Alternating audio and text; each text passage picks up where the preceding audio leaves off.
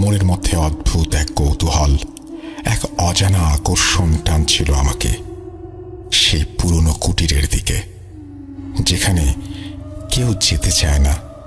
গ্রামের এক কোণে নির্জন এক জায়গায় দাঁড়িয়ে আছে কুটিরটি। কত বছর আগে তৈরি হয়েছিল কেউ জানে না। অনেকে বলে ওটা আসলে এক সময় কোনো ধনী জমিদারদের শিকার কুঠি ছিল। আবার কেউ বলে এটা ছিল এক সাধুর আশ্রম, সেখানে সে তপস্যা করত। কিন্তু সময়ের সঙ্গে সঙ্গে কুটিরটি ভেঙে পড়ে যেতে থাকে, আর ধীরে ধীরে এক ভয়ানক কাহিনীর জন্ম হয়। কুটিরের দেয়ালগুলো ভাঙাচোরা, ফাটল ধরা কাঠের খুঁটিগুলো যেন এক একটা সময়ের সাক্ষী হয়ে দাঁড়িয়ে আছে। লতাগুল্মে ছেয়ে গেছে চারপাশ, আর জানালাগুলো ভাঙা। মাঝে মধ্যে বাতাসে জানালার পাল্লাগুলো এমনভাবে নড়ে ওঠে যেন কেউ ভেতর থেকে ঠেলে দিচ্ছে। অনেকেই বলে রাতে ওখান থেকে চাপা ফিসফিস শব্দ আসে, আর কখনো কখনো শোনা যায় কারো কান্নার আওয়াজ। সবাই বলে ওখানে জিনের বাস, কিন্তু আমি ভয় পাই না, কখনো পাইনি। তাই ঠিক করলাম আমি নিজেই যাব, নিজেই দেখব সত্যি কিনা। চাঁদের আলো মাটিতে পড়েছিল সোনালি ছাপ রেখে। বাতাস নিস্তব্ধ, শুধু মাঝে মাঝে দূর থেকে ভেসে আসা শেয়ালের ডাক। আমার হাতে ধরা একটা লণ্ঠন আর এক হাতে লাঠি। ধীরে ধীরে এগিয়ে গেলাম কুঠিটার দিকে। বুকের ভেতর কেমন যেন ধুকফুক করছিল, কিন্তু পা থামায়নি। কুটিরের সামনে এসে দাঁড়াতেই একটা গা ছমছমে অনুভূতি হলো।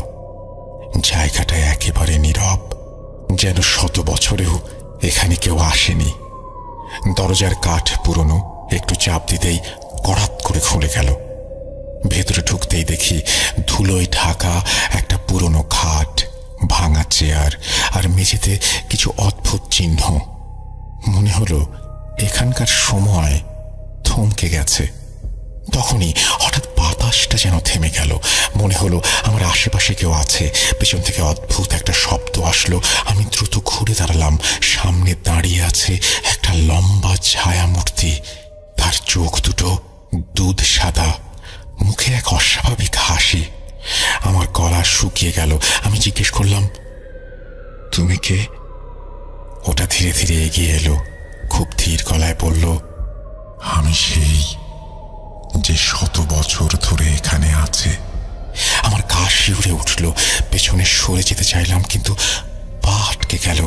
সেই ছায়া আরো এগিয়ে এসে ফিসফিস করে বলল, তুমি এখানে এসেছো কেন? আমি কাঁপতে কাঁপতে বললাম, আমি জানতে চাই সত্যি এখানে জিন আছে কিনা। ওটা হেসে উঠল। সে হাসির শব্দ প্রতিধ্বনিত হলো। তারপর বলল, তুমি যা চেয়েছ তাই পাবে। এরপর কি হলো আমি জানি না। আমি কিছুই মনে করতে পারছি না। পরদিন সকালে আমাকে কুঠির সামনে পড়ে থাকতে দেখা গেল। আমার চোখ দুটো তখন ছিল অস্বাভাবিক লাল, মুখে এক অদ্ভুত হাসি। গ্রামের লোকজন খুঁজে পায় আমাকে। এখনো মাঝে মাঝে আমি ফিসফিস করে বলি, আমি সত্যিটা দেখেছি, আমি সত্যিটা জানি। কিন্তু কেউ বিশ্বাস করে না। ঘটনার পরদিন থেকে আমার জীবনে পরিবর্তন আসতে শুরু করলো। আমি আর আগের মতো নেই। গ্রামের লোকেরা আমার দিকে তাকালে কেমন যেন ভয় পায়। আমার শরীরে সবসময় একটা অস্বাভাবিক শীতল অনুভূতি লেগে থাকে। আর রাতে ঘুমানোর সময় মনে হয় কেউ আমার পাশে বসে আছে। আমার মা প্রথম লক্ষ্য করলো ব্যাপারটা। এক রাতে আমি ঘুমাচ্ছিলাম, হঠাৎ ঘুম ভেঙে দেখি মা পাশে দাঁড়িয়ে কাঁপছে। আমি জিজ্ঞাসা করলাম, কি হয়েছে মা? মা থরথর করে বলল, তোর মুখের উপরে একটা ছায়া ছিল, যেন কেউ ফিসফিস করে কিছু বলছিল। আমি ভয় পেলেও কিছু বললাম না। পরদিন সকালে আয়নার সামনে দাঁড়িয়ে আমি নিজেকে দেখতে গিয়ে চমকে উঠলাম। আমার চোখে চারপাশে কালো ছায়া, শরীর কেমন শুকিয়ে গেছে, আর আমার মুখে সবসময় একটা অদ্ভুত হাসি লেগে থাকে। এরপর রাতের বেলা আমার ঘরে অদ্ভুত শব্দ শোনা যেতে লাগলো। মাঝে মাঝে মনে হতো আমার পাশে কেউ বসে ফিসফিস করছে। আবার কখনো জানালার পাশে অদ্ভুত ছায়া দেখতাম। আমি ভয় পেতে শুরু করলাম। এক রাতে ঘুমের মধ্যে আমার শরীর হঠাৎ কেমন শক্ত হয়ে গেল। আমি নড়তে পারছিলাম না। চোখের সামনে একটা কালো ছায়া দেখা গেল। সে ধীরে ধীরে আমার দিকে এগিয়ে আসছিল। আমার মনে হলো আমি চিৎকার করতে চাই, কিন্তু গলা দিয়ে কোনো শব্দ বের হচ্ছে না। হঠাৎ ছায়াটি বলল, তুমি আমার কুটিরে যাবে? আমাদের তোমাকে অনেক কিছু বলার আছে। আমি ঘুমের ঘোরে মাথা নাড়লাম। পরদিন সকালে ঘুম ভাঙতেই বুঝতে পারলাম আমার হাতের তালুতে এক অদ্ভুত চিহ্ন। মনে হলো আগুনে পুড়িয়ে দেয়া হয়েছে। এখন আর পেছনে ফেরার উপায় নেই। আমাকে কুটিতে যেতেই হবে। আমি জানি না সেখানে আমার জন্য কি অপেক্ষা করছে। আমি আবার কুটিরে গেলাম। এবার কেবল কৌতূহল নয়, একটা রহস্য উদ্ঘাটনের তীব্র আকাঙ্ক্ষা আমাকে ঠেলে নিয়ে গেল সেই পুরনো স্থানে। দরজা ঠেলে ঢুকতেই দেখি আগের মতো সবকিছু ধুলোয় ঢাকা, কিন্তু এবার বাতাসে একটা অদ্ভুত গন্ধ ছড়িয়ে আছে, যেন পোড়া কাঠ আর ধূপের মিশ্রণ। হঠাৎ আমি মেঝেতে খেয়াল করলাম এক দুই জায়গায় ধুলো নেই। সেখানে স্পষ্টভাবে একটা বৃত্ত আঁকা, আর তার মাঝখানে ছোট্ট একটা দরজার চিহ্ন। বুকের মধ্যে কেমন যেন টিপ টিপ করতে লাগলো। আমি হাত দিয়ে মাটি সরাতে দেখলাম একটা কাঠের দরজা। আমি দরজা খুললাম, আর তার নিচে দেখলাম অন্ধকারে ঢাকা এক সিঁড়ি। নিচ থেকে আসছে চাপা ফিসফিসানি আর শ্বাস প্রশ্বাসের শব্দ। আমি জানি আমাকে নিচে নামতেই হবে। আমি ধীরে ধীরে সেই অন্ধকার সিঁড়ির দিকে এগোলাম। হাতের লণ্ঠনের আলো ঝিমিয়ে আসছে, আর চারপাশের শীতল বাতাস যেন আরো ভারী হয়ে উঠছে। নিচ থেকে ভেসে আসা ফিসফিসানির শব্দ স্পষ্ট হতে লাগলো, যেন কেউ নিচে দাঁড়িয়ে আমার আসার অপেক্ষা করছে। প্রথম ধাপ পেরোনোর পরেই আমার গায়ের লোম খাঁড়া হয়ে উঠল। মনে হলো অদৃশ্য কোনো শক্তি আমার আশেপাশে ঘুরে বেড়াচ্ছে। দ্বিতীয় ধাপে পা রাখতেই পেছন থেকে দরজাটা প্রচণ্ড শব্দে বন্ধ হয়ে গেল। আমি থমকে দাঁড়ালাম, কিন্তু পেছনে তাকানোর সাহস হলো না। আমি ধীরে ধীরে নামতে লাগলাম। একসময় সিঁড়ি শেষ হলো, আর আমি এক বিশাল গুহার ভেতর পৌঁছালাম। দেওয়ালে পুরনো লণ্ঠন ঝুলছে। তার ফিকে আলোয় আমি যা দেখলাম তাতে আমার শ্বাস বন্ধ হয়ে আসছিল। গুহার মাঝখানে পাথরের বেদির ওপর বসে আছে সেই ছায়ামূর্তি। আগের সেই দুধ সাদা চোখ, মুখে সেই অস্বাভাবিক হাসি, কিন্তু এবার তার চারপাশে ছায়ার মতো আরো কিছু অবয়ব দেখতে পেলাম। তাদের চেহারা অস্পষ্ট, কিন্তু তারা যেন আমার দিকে তাকিয়ে আছে। ছায়ামূর্তি ধীরে ধীরে উঠে দাঁড়ালো। তার স্বর গভীর, ভয়ঙ্কর। তুমি ফিরে এসেছো। আমরা জানতাম তুমি আসবে, কারণ তুমি এখন আমাদের একজন। আমার শরীর জমে গেল। আমি কাঁপা কাঁপা গলায় বললাম, তোমরা কি?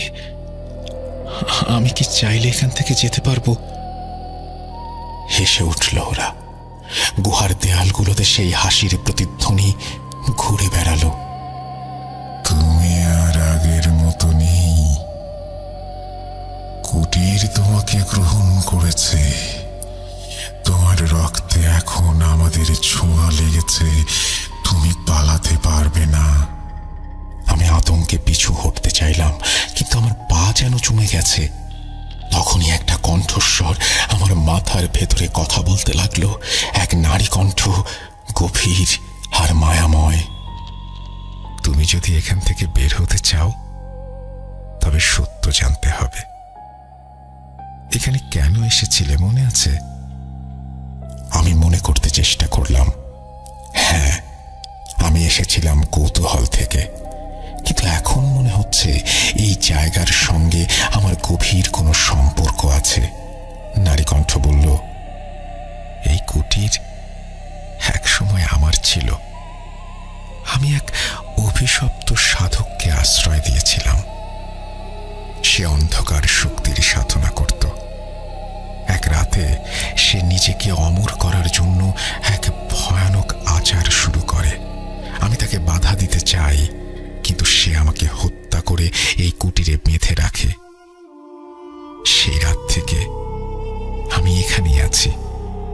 অন্ধকারের মাঝে। আমি শ্বাস আটকে শুনছিলাম। নারীকণ্ঠ আবার বলল, তুমি মুক্ত হতে চাও, তবে আমাকে মুক্ত করো। আমি জিজ্ঞাসা করলাম, কিভাবে? নারীকণ্ঠ বলল, বেদির উপর রাখা লাল পাথরটা দেখেছ? ওটা ভেঙে দাও। আমি তাকিয়ে দেখি বেদির ওপর একটা ছোট লাল পাথর রাখা। আমি দ্বিধান্বিত হলাম, কিন্তু তখনই ছায়া মূর্তিটি আমার দিকে এগিয়ে এলো। ওটা ছুবে না। কিন্তু আমি আর সময় নষ্ট করলাম না। ঝাঁপিয়ে পড়ে লাল পাথরটা হাতে নিলাম আর শক্তি দিয়ে মাটিতে ছুঁড়ে মারলাম। এক মুহূর্তের জন্য সবকিছু নিঃশব্দ হয়ে গেল। তারপর একটা বিকট চিৎকার বাতাস কাঁপিয়ে তুলল। গুহার দেওয়ালে ছায়াগুলো মোচড়াতে লাগলো, আর সেই ছায়ামূর্তি যন্ত্রণায় কাঁতরাতে লাগলো। আমি দেখতে পেলাম ধোঁয়ার মতো একটা সাদা আলো বেরিয়ে এসে গুহার ছাদ ভেদ করে ওপরে উঠে যাচ্ছে। নারীকণ্ঠ মৃদু স্বরে বলল, ধন্যবাদ, এখন তুমি মুক্ত। গুহার ভেতর থেকে এক প্রচণ্ড বিস্ফোরণের শব্দ হলো, আর আমার চারপাশ অন্ধকার হয়ে গেল। আমি যখন জ্ঞান ফিরে পেলাম, তখন আমি কুটিরের বাইরে পড়ে আছি। কুটিরটা আরো ধ্বংসপ্রাপ্ত, যেন 100 বছর ধরে কেউ সেখানে আসেনি। গ্রামের লোকেরা আমাকে দেখে এগিয়ে এলো, কিন্তু তারা আমাকে চিনতে পারল না। আয়নায় নিজেকে দেখে আমিও চমকে উঠলাম। আমার চোখের কালো ছায়া উধাও, মুখের অস্বাভাবিক হাসিটা চলে গেছে। আমি আবার স্বাভাবিক।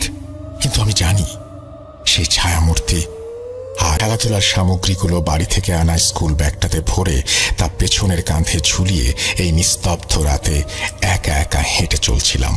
মোবাইলের ফ্ল্যাশ লাইটটাই আমার একমাত্র সম্বল। যেহেতু আমি এই গ্রামেরই ছেলে, সেহেতু গ্রামের সকল রাস্তাঘাট ও চারপাশের সকল ঝুঁকিপূর্ণ জায়গাগুলো সম্পর্কে আমার বেশ ভালোই ধারণা ছিল। তখন পর্যন্ত কোনো প্যারানর্মাল বিষয় যে ঘটতে পারে এই চিন্তা আমার মাথায় আসেনি। আসবেই বা কি করে? তখন তো আমি মোবাইল চালানোতে পুরোটা মগ্ন ছিলাম। এক পর্যায়ে খেয়াল করলাম মোবাইলের চার্জ একদম 10%-এর নিচে নেমে এসেছে। চার্জ শেষ হয়ে যাওয়ায় মোবাইল চালানো বন্ধ করে শুধু ফ্ল্যাশটা জ্বালিয়ে ধীরে ধীরে এগোতে লাগলাম। যখনই মনোযোগটা মোবাইল থেকে সরিয়ে হাঁটার দিকে দিয়েছি, তখনই আমার মাথায় এলো, এতটা পথ আমি একা যাব কিভাবে? রাস্তার মাঝখানে স্থির হয়ে দাঁড়িয়ে গেলাম। চারপাশ একবার ভালোভাবে তাকিয়ে আবার হাঁটা দিলাম বাড়ির উদ্দেশ্যে। আমি বর্তমানে যে জায়গায় অবস্থান করছি, এখান থেকে পায়ে হেঁটে আমার বাড়ি যেতে সময় লাগবে মোটামুটি 20 মিনিট। পার করতে হবে মোট 3টা ধাপ। মিনিট 5 হাঁটলেই সামনে পড়বে ছোট্ট একটা দোকান, যে দোকানটি এত রাতে খোলা থাকার কোনো প্রশ্নই আসে না। দোকান পেরিয়ে সামনে এগুলো দেখা মিলবে মস্ত একটা পুকুরের, আর সর্বশেষ একটা বাঁশ ঝাড় পেরিয়ে আমার বাড়িতে ফিরতে হবে। দোকানের পুকুর নিয়ে তেমন একটা চিন্তা ছিল না, কিন্তু সেই ঘন বাঁশ ঝাড় পার করব কিভাবে, এটাই ছিল আমার ভুল চিন্তার বিষয়। কেননা এই বাঁশ ঝাড় কেন্দ্রিক অনেক ঘটনা বাড়ির বয়স্কদের মুখ থেকে শুনেছি। মনে মনে ঠিক করলাম, যদি খুব বেশি একটা ভয় পাই, তাহলে বাড়ির কাছাকাছি এসে বাড়িতে একটা ফোন দিয়ে কাউকে এগিয়ে আসতে বলবো। রাতের ঠান্ডা আবহাওয়ার সাথে হাঁটতে হাঁটতে আমি সেই দোকানটির অনেক কাছে চলে আসলাম। দূর থেকে দেখতে পেলাম দোকানটির ভেতরে এখনো আলো জ্বলছে। তার মানে দোকানটি এখনো খোলা। আমি খুব অবাক হয়ে গেলাম। এটা ভেবেছে কাল সন্ধ্যার দিকে আমি যখন এখানে এসেছিলাম দোকানটি বন্ধ ছিল, অথচ আজ এত রাতেও দোকানটি খোলা। বিষয়টাকে তেমন একটা পাত্তা না দিয়ে আমি এগিয়ে গেলাম। আমি যখন দোকানটির খুব কাছে গেলাম, তখন দেখতে পেলাম সাদা পাঞ্জাবি পরা 10 থেকে 12 জন মানুষ দোকানের বাইরে থাকা বেঞ্চে বসে আছে। আরও খেয়াল করলাম তারা সবাই এক দৃষ্টিতে আমার দিকে তাকিয়ে আছে। এমন একটা দৃশ্য দেখে আমি আমার হাঁটার মাত্রা বাড়িয়ে দিলাম এবং মোবাইলটা অন করে বাড়ির নাম্বারে কল দেওয়ার চেষ্টা করলাম। কিন্তু মোবাইলটা অন করে দেখি চার্জ 1% হয়ে গেছে। সেই এক ঝলক দেখার পর আমার হাতে থাকা একমাত্র সম্বলটাও আমায় একা রেখে পুরোপুরি বন্ধ হয়ে গেল। তার সকল উজ্জ্বলতা ম্লান হয়ে গেল। সেই দোকানটা পার করে ফেলেছি।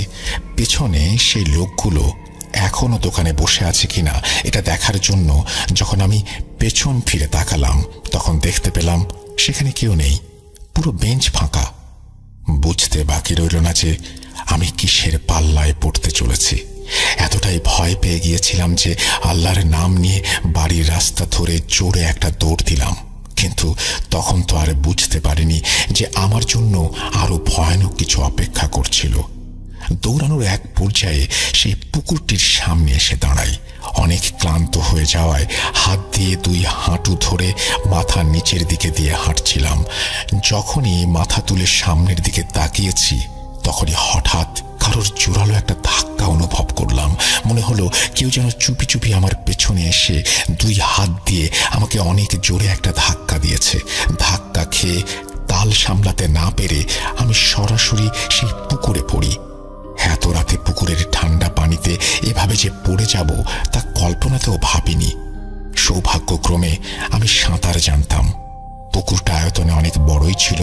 অদৃশ্য কিছু একটার ধাক্কা খেয়ে একদম পুকুরের মাঝ বরাবর এসে পড়েছি, যেখানে পানির গভীরতা অনেক বেশি। পানিতে থাকাকালীন চারপাশে ভালো করে তাকিয়ে দেখলাম কেউ নেই। ঠান্ডায় আমার শরীর পুরো বরফ হয়ে গিয়েছিল। পানি থেকে উঠে আসতে যাব, তখন হঠাৎ আমার সাথে এমন একটা ঘটনা ঘটল যেটার জন্য আমি মোটেও প্রস্তুত ছিলাম না। হঠাৎ পানির গভীর থেকে একটা ঠান্ডা হাত আমার ডান পাটা খুব শক্ত করে টেনে ধরল। সেই জিনিসটা আমায় টেনে পুকুরের আরো গভীরে নিয়ে যাওয়ার চেষ্টা করছিল। সেই মুহূর্তে আমার কি করা উচিত তা আমি বুঝতে পারছিলাম না। প্রচন্ড জোরে চিৎকার করেও কোনো লাভ হচ্ছিল না, কেননা আমি আমার মুখ থেকে একটা শব্দ বের করতে পারছিলাম না। পুকুরের পানি যখন আমার ঠোঁট ছুঁই ছুঁই, তখন কাঁধ থেকে ব্যাগটা খুলে প্রাণপণে সেই হাতটার সঙ্গে লড়াই করতে লাগলাম। বাম পা দিয়ে অনেক লাথি মারার পরেও সেই হাত আমাকে একইভাবে ধরে রেখেছিল। এক পর্যায়ে মনে হচ্ছিল এবার হয়তো আমার পা ছিঁড়ে সেই হাতের সঙ্গে তুলে নিয়ে যাবে।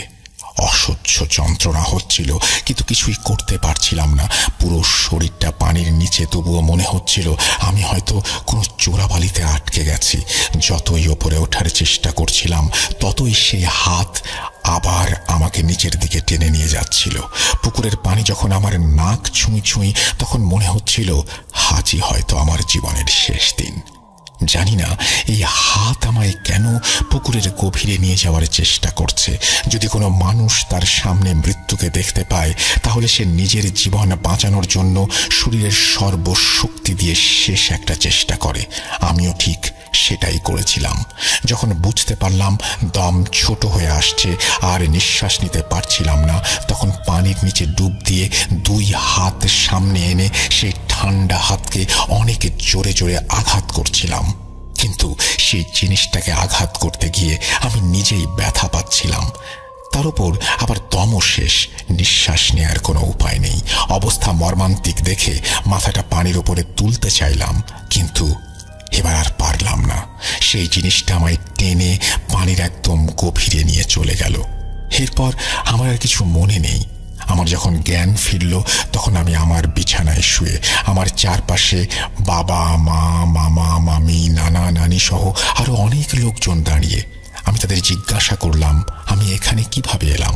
ওনারা আমাকে বললেন ফজর নামাজের সময় কিছু লোক নাকি আমাকে সেই পুকুর পাড়ে অজ্ঞান অবস্থায় পড়ে থাকতে দেখতে পায়। এরপর আমাকে দেখে চিনতে পেরে তারা আমাকে বাড়িতে নিয়ে আসে। সকলে যখন জানতে চাইল কি হয়েছিল, আমার সাথে সেদিন কি ঘটেছিল, তখন আমি সবাইকে সব ঘটনা খুলে বলি। শুয়ে থাকা অবস্থায় লক্ষ্য করলাম আমার ডান পাটা একেবারে অবশ হয়ে আছে। মনে হচ্ছিল শরীর থেকে ডান পাটা একদম বিচ্ছিন্ন। এরপর আমার পরিবারের পরিচিত একজন ডাক্তার এসে আমার চিকিৎসা করেন। ডাক্তার এসে চিকিৎসা করলেও আমার নানা ঘটনা বুঝতে পেরে বাড়ির পাশের মসজিদ থেকে একজন ইমামকে আমাদের বাড়িতে নিয়ে আসেন। ইমাম সাহেব সকল ঘটনা শুনে বলেন, সেই রাতে প্রায় 1/2 শতাধিক জিন আমি যে রাস্তা দিয়ে আসছিলাম সেই রাস্তায় ঘোরাঘুরি করছিল। আমি দোকানে বসে থাকতে যাদের দেখেছি তারা সবাই ছিল ভালো জিন, কিন্তু আমাকে যে পেছন থেকে ধাক্কা দিয়েছিল এবং পানির নিচ থেকে আবার পা টেনে ধরেছিল, তারা 2 জনই ছিল খারাপ জিনের অন্তর্ভুক্ত। হুজুরের কাছে আমার প্রশ্নটা ছিল, আমি এখনো বেঁচে আছি কিভাবে? কেননা সেই রাতে সেই খারাপ জিন আমাকে এমনভাবে টেনে ধরেছিল, আমার বাঁচার কোনো উপায় নেই, এমন একটা অবস্থা। হুজুর বলেন, তুমি বেঁচে আছো সেই রাতে দোকানে বেঞ্চে বসে থাকা 10 থেকে 12 জন ভালো জিনের কৃপায়। তারাই তোমাকে সেই খারাপ জিনটার হাত থেকে বাঁচিয়েছে। বাবা একজন ড্রাইভার, তিনি 6 চাকার বড় ট্রাক চালান। তো বাবা সব সময় বাড়িতে দেরি করে আসেন, 12টা 1টা, কোনো দিন 3টা বাজে। একদিন প্রায় দিনের মতোই ফিরতে দেরি হচ্ছে, তাই বাবা একটা সিগারেট ধরিয়ে খেতে খেতে বাজার থেকে বাড়ির দিকে আসেন। বাজার থেকে বাড়ি খুব একটা বেশি দূরে নয়, 20 মিনিটের মতন লাগে। বাজার থেকে সোজা রেল লাইন, তারপরে হাতের ডানে একটা রাস্তা, কিছুটা পথ এগিয়ে এলে একটা কালভার্ট পড়ে, সেখানে অনেকগুলো বাঁশঝাড় আছে। তো বাড়িতে সেই কালভার্ট দিয়ে আসতে হয়। বাবা সিগারেট খেতে খেতে আসছেন, তখন কোনো সমস্যা হয়নি। যখনই কালভার্ট দিয়ে তিনি আসছেন, অর্থাৎ কালভার্ট পার হবেন, রাত 1টা কি 1:30 হবে, সামনে দেখলেন একটা বেড়াল। বাবা বিড়ালটাকে দেখে কিছু না ভেবে হাঁটতে লাগলেন। আরও কিছুটা সামনে এগিয়ে এসে তিনি দেখলেন বিড়ালটি একটি কুকুরে পরিণত হলো। তাও তার মনে সাহস নিয়ে তিনি সামনে এগোতে থাকলেন, কিন্তু কিছু দূর যাওয়ার পরে দেখলেন কুকুরটি একটি গরুর বাচ্চায় পরিণত হলো। আমাদের এলাকায় বাছুর বলে এটিকে। সেই কুকুরকে গরুর বাচ্চার রূপ নিতে দেখে বাবা ভয়ে চিৎকার দিয়ে সেখানেই অজ্ঞান হয়ে যান। তার চিৎকার শুনে পাশের বাড়ির একজনের ঘুম ভেঙে যায়। তিনি তখনই ওখানে গিয়ে দেখেন এই অবস্থা। বাবার এই অবস্থা দেখে উনি আরও মানুষ ডেকে পরে বাবাকে ধরাধরি করে বাড়িতে নিয়ে আসেন। এই ঘটনার পরের দিন বাবার অনেক জ্বর আসে। বাবার এমন অবস্থা দেখে ওখানে কবিরাজের কাছে নিয়ে গেলে কবিরাজ বলে, বড় বিপদ থেকে বেঁচে গেছো, তা না হলে অবস্থা আরও খারাপ হয়ে যেত। এই বলে তিনি বাবাকে তাবিজ এবং পানি পড়া দেন। তারপর থেকে বাবার সাথে তেমন কোনো সমস্যা হয়নি। বাবার সাথে ঘটা ঘটনাটি এতটুকুই ছিল, জানি না কেমন লাগবে। ঘটনাটি এখানে শেষ হলে ভালো হতো, কিন্তু শেষ হয়নি। আমার বাবা একটু সুস্থ হওয়ার পরে ট্রাকে আবারও মাল লোড করে নরসিংদী যাচ্ছিলেন তিনি। হঠাৎ বাবার ট্রাক বন্ধ হয়ে গেল, আশেপাশে কেউ নেই। বাবা গাড়ি থেকে নেমে টর্চ লাইট দিয়ে গাড়ির কন্ডিশন সবকিছু ঠিকঠাক আছে কিনা দেখতে লাগলেন। হঠাৎ করে বাবা লক্ষ্য করলেন কেউ পাশ দিয়ে যেন চলে গেল। বাবা হয়তো ভাবলেন তার মনের ভুল। হঠাৎ করে বন্ধ হয়ে গেল বাবার টর্চ লাইট। অনেক ভয় করতে লাগলো তার। হাত কয়েক দূরে গাছের আড়ালে খসখস শব্দ হচ্ছে।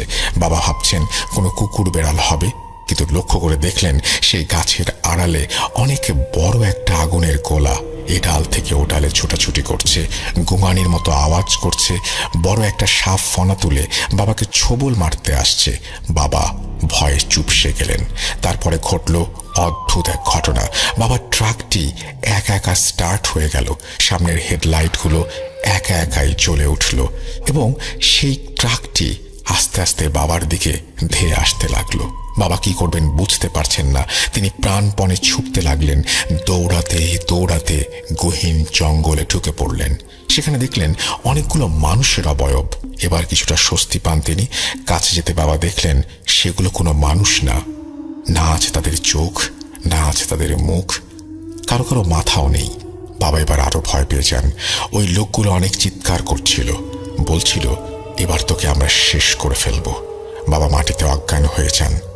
পরের দিন সকালবেলায় বাবার যখন জ্ঞান ফেরে তখন তিনি দেখেন তিনি একটা ভাঙা কবরের পাশে শুয়ে আছেন। শরীরে প্রচণ্ড পরিমাণের জ্বর, খুব ক্লান্ত লাগছে।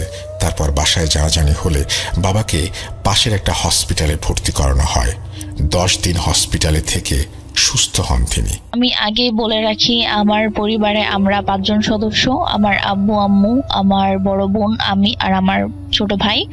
আর আমার ছোট ভাই অনেক ছোট, ও ক্লাস 3-তে পড়ে। তো যাই হোক ভাইয়া, 2022 সালের অক্টোবর মাসের 13 তারিখে আমার বোনের হঠাৎ পেটে ব্যথা হয়। তো ফার্স্টে পেটে ব্যথা খুব একটা বেশি ছিল না।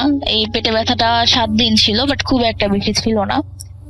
তো যেহেতু একটা ব্যথা 7 দিন স্টে করছিল, এর জন্য আমরা আমার বোনকে নিয়ে একটা হসপিটালে যাই। সেখানে কিছু ট্রিটমেন্ট করার পরে জানা যায় যে আমার বোনের অ্যাপেন্ডিসাইডের ব্যথা আছে, প্রবলেম আছে। তো যেই হসপিটালে আমরা প্রথমে তার ট্রিটমেন্ট করি, সেখানে শুধুমাত্র টেস্ট করা হয়, সেখানে কোনো ধরনের অপারেশন করা হয় না। সেজন্য ভাইয়া ডাক্তাররা আমাদেরকে সাজেস্ট করে যে আমরা অন্য যে কোনো একটা ভালো হসপিটালে আমার বোনের অ্যাপেন্ডিসাইডের জন্য ডাক্তার দেখাই। তো ওনারা যেভাবে বলে ওইভাবেই আমরা করি। তো আমি হসপিটালটার নাম নিচ্ছি না, যেহেতু এটা খুব পপুলার একটা হাসপাতাল, নাম করা হাসপাতাল, হয়তো আমি নাম নিলে এটার এফেক্ট পড়তে পারে, সেজন্য আমি হাসপাতালটার নাম নিচ্ছি না।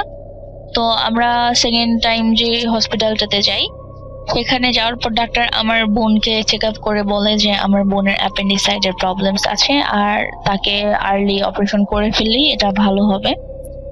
তো ওনার ডাক্তাররা সাজেস্ট করে যে ওই দিনই আমার বোনকে হাসপাতালে ভর্তি করার জন্য। ইভেন আমরা ডাক্তারের সাজেস্ট অনুযায়ী ওই দিনই আমার বোনকে হসপিটালে ভর্তি করি। তো হাসপাতালটা আমার বাসা থেকে কিছুটা দূরে ছিল ভাইয়া, আর আমার ছোট ভাই ছোট হওয়ার কারণে আমার আম্মু আমার বোনের সাথে স্টে করতে পারেনি হসপিটালে, আমাকে রেখে আছে। তো এর আগে পরে আমি কখনোই ভাইয়া হাসপাতালে ছিলাম না, এটাই আমার প্রথম হাসপাতালে থাকা।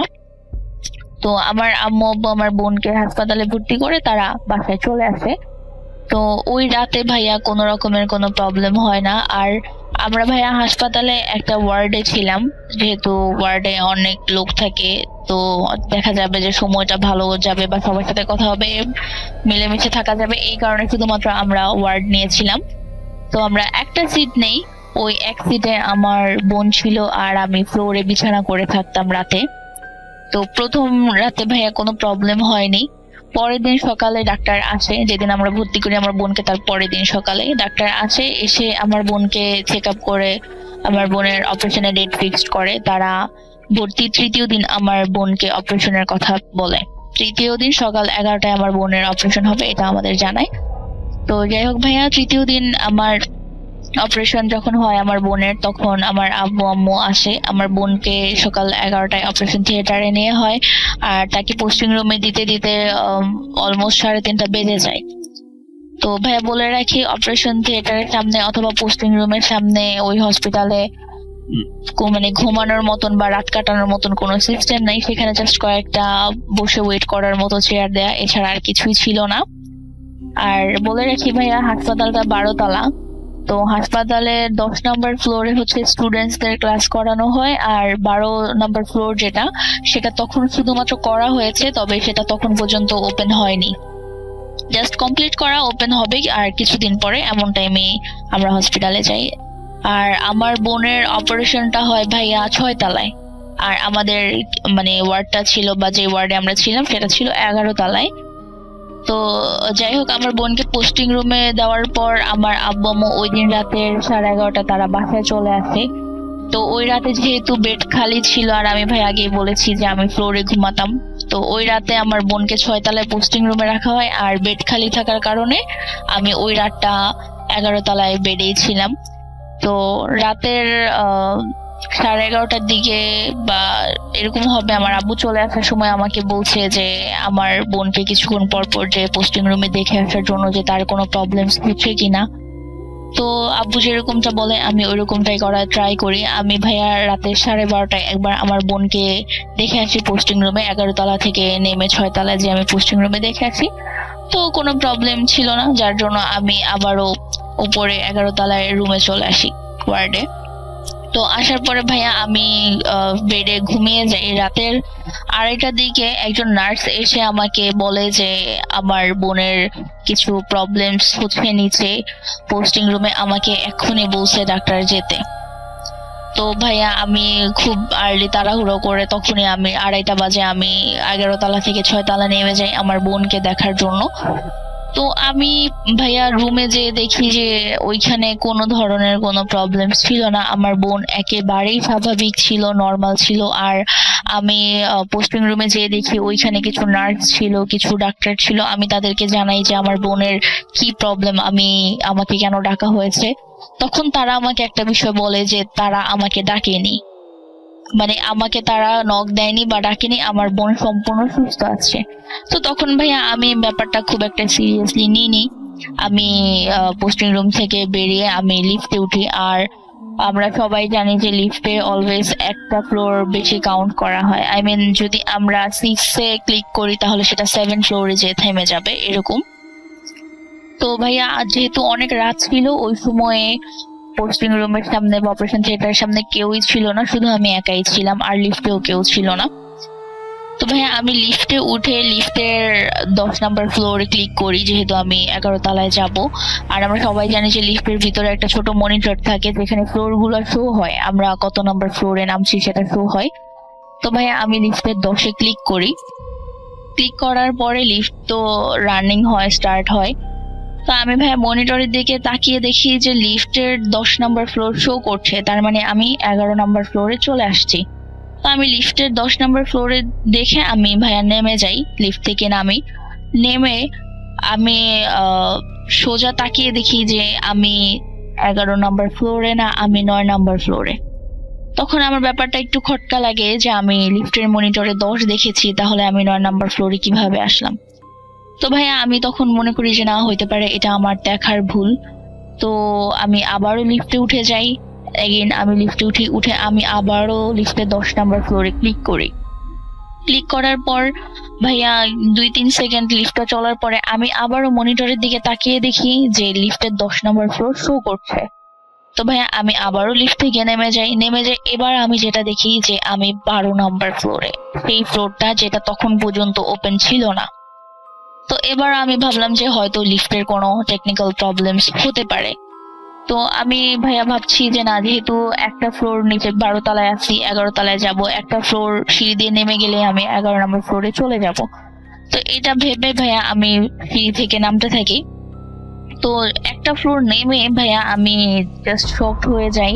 আমি সেই একটা ফ্লোর থেকে নেমে দেখি যে আমি 9 তলায় আবার চলে আসছি। মাঝের 11 তলা আর 10 তলা তখন অব্দি আমি খুঁজে পাচ্ছি না। তো 9 তলায় যখন আমি যাই ভাইয়া, যে দেখি ওইটা একটা শিশু ওয়ার্ড, ওইখানে অনেক বাচ্চারা খেলাধুলা করছে ভিতরে। আর সামনে মানে কেচি গেটের সামনে কিছু ডাক্তার বসে আছে, তবে তারা আমার দিকে অনেকটা রাগান্বিত ভাবে তাকিয়ে আছে। তো যাই হোক ভাইয়া, আমি অনেকটা ভয় পেয়ে যাই। ভয় পেয়েও আমি একজন নার্সকে জিজ্ঞেস করি যে আমি 11 তলায় যাব, আমি তো লিফটে এসেছি, প্রবলেম হয়েছিল, আর আমি সিঁড়িতে এসেও আমি 11 তলা খুঁজে পাচ্ছি না। তো যদি আপনি হেল্প করতেন তাহলে ভালো হইতো। তো উনি আমাকে যেটা বললো যে আপনি এক কাজ করেন, আপনি সিঁড়ি দিয়ে একটা ফ্লোর উপরে যান, একটা ফ্লোর উপরে গেলেই আপনি 11 তলা পাবেন। তো ভাইয়া যেহেতু আমি 9 নম্বর ফ্লোরে ছিলাম, আমি একটা ফ্লোর উপরে গেলে আমি 10 নম্বর ফ্লোর পাবো। বাট উনি আমাকে বলছে যে আপনি একটা ফ্লোর উপরে গেলে 11 নম্বর ফ্লোর পাবেন। তখন ভাইয়া আমি যেহেতু একটু নার্ভাস ছিলাম, আমি ব্যাপারটা অতটা সিরিয়াসলি নিইনি। ওনার কথায় আমি একটা ফ্লোর উপরে উঠি। তো ভাইয়া একটা ফ্লোর উপরে উঠে আমি দেখি যে আমি এগেইন 12 তলায়, মানে মাঝের 10 তলা আর 11 তলাটা তখন অবধি আমি দেখতে পাচ্ছি না। তো ভাইয়া যেহেতু আমি থার্ড টাইমও আমি 12 তলায় মিস্টেক হয়ে আমি 12 তলায় চলে গেছি। তো এটা দেখে আমি অনেকটা ভয় পেয়ে যাই। আর 12 তলা ভাইয়া সম্পূর্ণ অন্ধকার ছিল, তো এটা দেখে আমি আরো বেশি ভয় পেয়ে যাই। তো ভাইয়া আমি কি বলবো, কাকে ডাক দিব, যেহেতু অনেক রাত ছিল, আশেপাশে কাউকে দেখছি না। তো আমি ভয়ে অনেকটা শকড হয়ে যাই। ইভেন আমি কোনো কথাও বলতে পারতেছিলাম না। আর আমার হাতে ভাইয়া তখন ফোন ছিল, তবে আমার মাইন্ড কাজ করতেছিল না যে আমি কাউকে ফোন দিব, এরকম একটা ব্যাপার ছিল। তো হঠাৎ করে ভাইয়া একজন গার্ড এসে আমাকে ডাক দিয়ে বলে যে আপনি এত রাতে 12 নম্বর ফ্লোরে কি করছেন এই অন্ধকার ফ্লোরে। উনি যখন আইসা ভাইয়া ডাক দেয়, আমি জাস্ট চমকে যাই। তো ওনার দিকে তাকিয়ে আমি কিছু বলতে পারছিলাম না, শুধু তাকে আমি একটা কথাই বলছিলাম যে ভাইয়া আমাকে 11 নম্বর ফ্লোরে কষ্ট করে নিয়ে যান, আমার শরীরটা ভীষণ খারাপ লাগছে। তো উনি ভাইয়া আমাকে 11 নম্বর ফ্লোরে নিয়ে যায়। 11 নম্বর ফ্লোরে নিয়ে যাওয়ার পর আমি ওয়ার্ডে ঢুকে ঘড়ির দিকে তাকিয়ে দেখি তখন রাত 3:30 বাজে। 3:20 সামথিং এরকম বাজে, অলমোস্ট 3:30। তো ভাইয়া আমি অবাক হয়ে যাই যে আমি রাতের অলমোস্ট 2:30টার দিকে হবে আমি লিফটে উঠি। আর এরপরে আমার সাথে কি হয় আমার মনে নাই। আমি প্রায় 50 মিনিট পরে আমি 11 তলায় আসি। তাহলে এই 50 মিনিট আমি কোথায় ছিলাম, আর কেনই বা আমার বারবার 12 তলা আর 9 তলা ফ্লোরটাই শো হচ্ছিল, 10 তলা আর 11 তলা কেন শো হচ্ছিল না। তো এই বিষয়টা আমি ওই রাতে একটু চিন্তা করার পর ভাবলাম যে হতে পারে এটা আমার মিস্টেক, এর জন্য ভাইয়া আমি আর এই বিষয়টা সিরিয়াসলি নেইনি। তো যেদিন এই ঘটনাটি ঘটে যে রাতে, তার পরের দিন দুপুরবেলা আমার বোনকে রিলিজ দেওয়া হয় আর আমার বোনকে বেডে রাখা হয়, বেডে এনে দেওয়া হয়। তো ভাইয়া যেটা হয়, আমার বোনকে যেদিন বেডে দেয়, ওয়ার্ডে বেডে দিয়ে আসে, সেই দিন ভাইয়া আমি যখনই ওয়াশরুমে যাই তখনই সামহাও কেউ একজন এসে আমার ওয়াশরুমে নক করতো। তো আমি বলে রাখি ভাইয়া, ওইখানে দুটো ওয়াশরুম ছিল, একটা ওয়াশরুম একটু বড় ছিল আর আরেকটা ওয়াশরুম ছোট ছিল। তো যেটা বড় ছিল সেটা সবার জন্য কমফোর্টেবল ছিল, এর জন্য ভাইয়া আমি ওই ওয়াশরুমটাই বেশি ইউজ করতাম। তো যেদিন আমার বোনকে ওয়ার্ডে দেয়া হয় সেদিন ভাইয়া আমি ওয়াশরুমে যখনই যাই তখনই আমার ওয়াশরুমে নক হয়। আর নকটা অনেকটা এরকম ভাইয়া যে ফার্স্টে একটা মানে নক করে, একবার নক করে, দেন 1 থেকে 2 মিনিট যায়, দেন আবার আরেকটা নক করে। এরকম করে যখন থার্ড টাইম নক করতে আসছে তখন ভাইয়া কন্টিনিউয়াসলি নক করে। তো আমি বলে রাখি ভাইয়া, সেই ওয়াশরুমের পাশে একজনের বেড ছিল। তো আমি ওয়াশরুম থেকে বের হয়ে আমি প্রথম দিন ভাবি যে না, হতে পারে ওই আন্টিদের বা আশেপাশে যারা আছে পেশেন্ট তাদের হয়তো কোনো প্রবলেমস হচ্ছিল বিধায় তারা নক করে। তবে ভাই আমি এই ব্যাপারটা লক্ষ্য করি যে আমি যখনই ওয়াশরুমে যেতাম তখনই দরজায় নক হইতো। সেটা ভাইয়া যখনই যেতাম, সেটা দিন হোক রাত হোক, অলওয়েজ মানে আমি ওয়াশরুমে গেলেই দরজাটা নক হইতো। তো এই বিষয়টা একটা সময় আমাকে রাগায়া দেয়। তো আমি ওয়াশরুম থেকে বের হয়ে ওয়ার্ডে সবার উদ্দেশ্যেই বলি যে ওয়াশরুমে মানুষ কোনো মানে ঘুরতে যায় না, এখানে একটা ন্যাচারাল ওয়ার্কের জন্য যায়, কেন আপনারা এত বারবার নক করছেন? তো ওয়াশরুমের পাশে যে বেডটা ছিল, ওইখানে যে আন্টি ছিল উনি আমাকে জানাচ্ছে যে ওইখানে কেউই নক করেনি, দরজায় তারা কেউই নক করেনি, ইভেন কোনো পেশেন্ট অথবা পেশেন্টের গার্ডিয়ান কেউই দরজায় নক করেনি। তখন ভাই আমি একটু চমকে যাই যে তাহলে এতক্ষণ ধরে দরজায় নক করছেটাকে। তো আমি এই বিষয়টা ওই আন্টিকেও কিছু না জানাই আর আমার বোনকেও আমি কিছু জানাইনি। তো এটা ভাইয়া পঞ্চম রাতের ঘটনা। পঞ্চম দিন যেদিন আমি রাতে ঘুমানোর সময় ভাইয়া তখনও প্রায় 1:30-2টা বেজে যায়। তো আমি আমার ঘুম চলে আসে, আমার চোখটা লেগে আসার সাথে সাথে ভাই আমি শুনতে পাই যে কেউ একজন আপনার হসপিটালে যে থাই গুলো থাকে সেই থাইয়ে কেউ একজন নক করছে। তো আমার ঘুমটা তখন ভেঙে যায় যে সাডেনলি এত রাতে থাইয়ে কে এত কন্টিনিউয়াসলি নক করছে। তো আমি ঘুম থেকে উঠে দেখি যে ওয়ার্ডের প্রত্যেকটা পেশেন্ট, প্রত্যেকটা গার্ডিয়ান ঘুমাচ্ছে, সবাই ঘুমিয়ে আছে, ওয়ার্ডের দরজা লক করা। তাহলে আমি ভাবতেছিলাম যে তাহলে থাইয়ে কে নক করছে। তো এটা ভাবতে ভাবতে ভাইয়া আমি আবারও ঘুমিয়ে যাই। তো যখন আমি ঘুমিয়ে যাই সাডেনলি শুনি যে আমার কানের পাশে একটা মেইলি কণ্ঠে কেউ একজন খুব জোরে খিলখিল করে হাসছে এরকম। তো এই সাউন্ডটা শোনার সাথে সাথে ভাইয়া আমি আবার ঘুম থেকে উঠে যাই। উঠে যাওয়ার পর আমি চারোদিকে তাকাই, আবার সব দিকে তাকাই দেখি যে না, এবারও সেম, ওয়ার্ডের সব পেশেন্ট, সব গার্ডিয়ান সবাই ঘুমাচ্ছে। তো আমি ভাবলাম যে হতে পারে বাহিরের হাসপাতালে, যেহেতু বাহিরের হয়তো কেউ এসে হাসছে। তো আমি ওয়ার্ডের থেকে বের হয়ে ভাইয়া যেটা দেখি, বাহিরে একটা মানুষও ছিল না, একজনও ছিল না, না কোনো ডাক্তার না কোনো নার্স, কেউ ছিল না। তাহলে আমার কানের কাছে এসে ওই অট্ট হাসিটা কে দিয়েছিল? তো এটা ভাবতে ভাবতে আমি আবারও ওয়ার্ডে যাই, যে আবার শুয়ে পড়ি। আমি এর মাঝে ভেবেছিলাম যে আমার বোনকে ডাক দিব, বাট আমার বোন সিক, তার জন্য তাকেও আর ডাক দেওয়া হয়নি। তা আমি সেকেন্ড টাইম যখন আমি মানে আবারও ঘুমিয়ে পড়ি, তখন সেম ওয়েতে এসে কেউ একজন খাইতে নক করছে। তো ভাইয়া আমি এটা শোনার পর আমি আর এবার চোখ খুলিনি, আমি চোখ বন্ধ করে রেখেছিলাম, কারণ আমি ভাবতেছিলাম যে এবার আমি শুনতে চাই যে কে কাজটা করছে, কে নক করছে বারবার। তো আমি সজাগ হয়ে যাই, বাট আমি চোখ খুলিনি। এমন সময় ভাইয়া আমার কানের কাছে এসে আবারও একটা হাসির শব্দ শোনা যায়।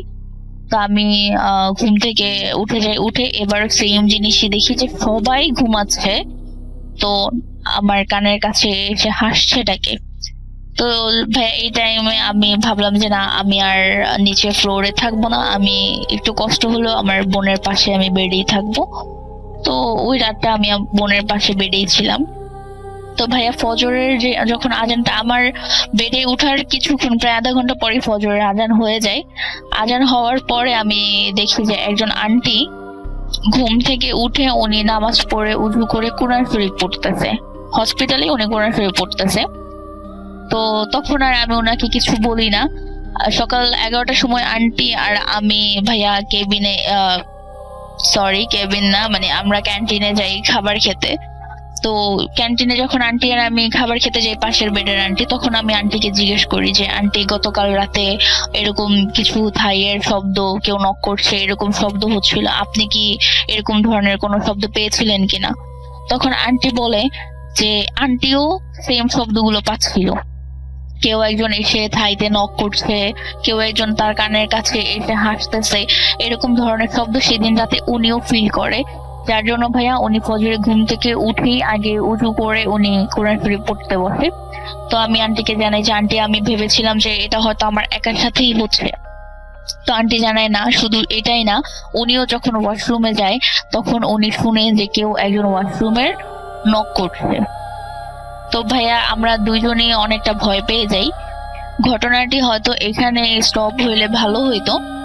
তো ভাইয়া ওই দিন যেটা হয় সেটা হয়ে যায়। তো এরপরে 6 নাম্বার রাতে আমাদের আর কোনো প্রবলেম হয় না।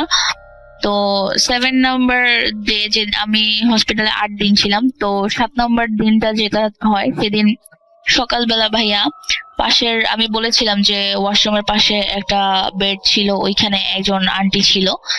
তো ওই আন্টির মেয়ে আন্টির সাথেই থাকতো। আর ওনারা ভাইয়া 28 দিন হসপিটালে ছিল, স্টে করেছে 28 দিন। তো আমরা সবাই সকালে ঘুম থেকে উঠে যে যার মতন কাজ করতেছি, পেশেন্টদের যতটুকু সেবা দেয়া দরকার আমরা সবাই দিচ্ছি। এরকম সময় ভাইয়া ওই ওয়াশরুমের পাশের বেডে যে আন্টি ছিল, ওনার মেয়ে ওয়াশরুমে যাবে, ওয়াশরুমে যাওয়ার জন্য ও বেড থেকে দাঁড়ায় জাস্ট 2 কদম সামনে গিয়েছে, আর ওর সাথে সাথে সেন্সলেস হয়ে ওইখানেই পড়ে যায়।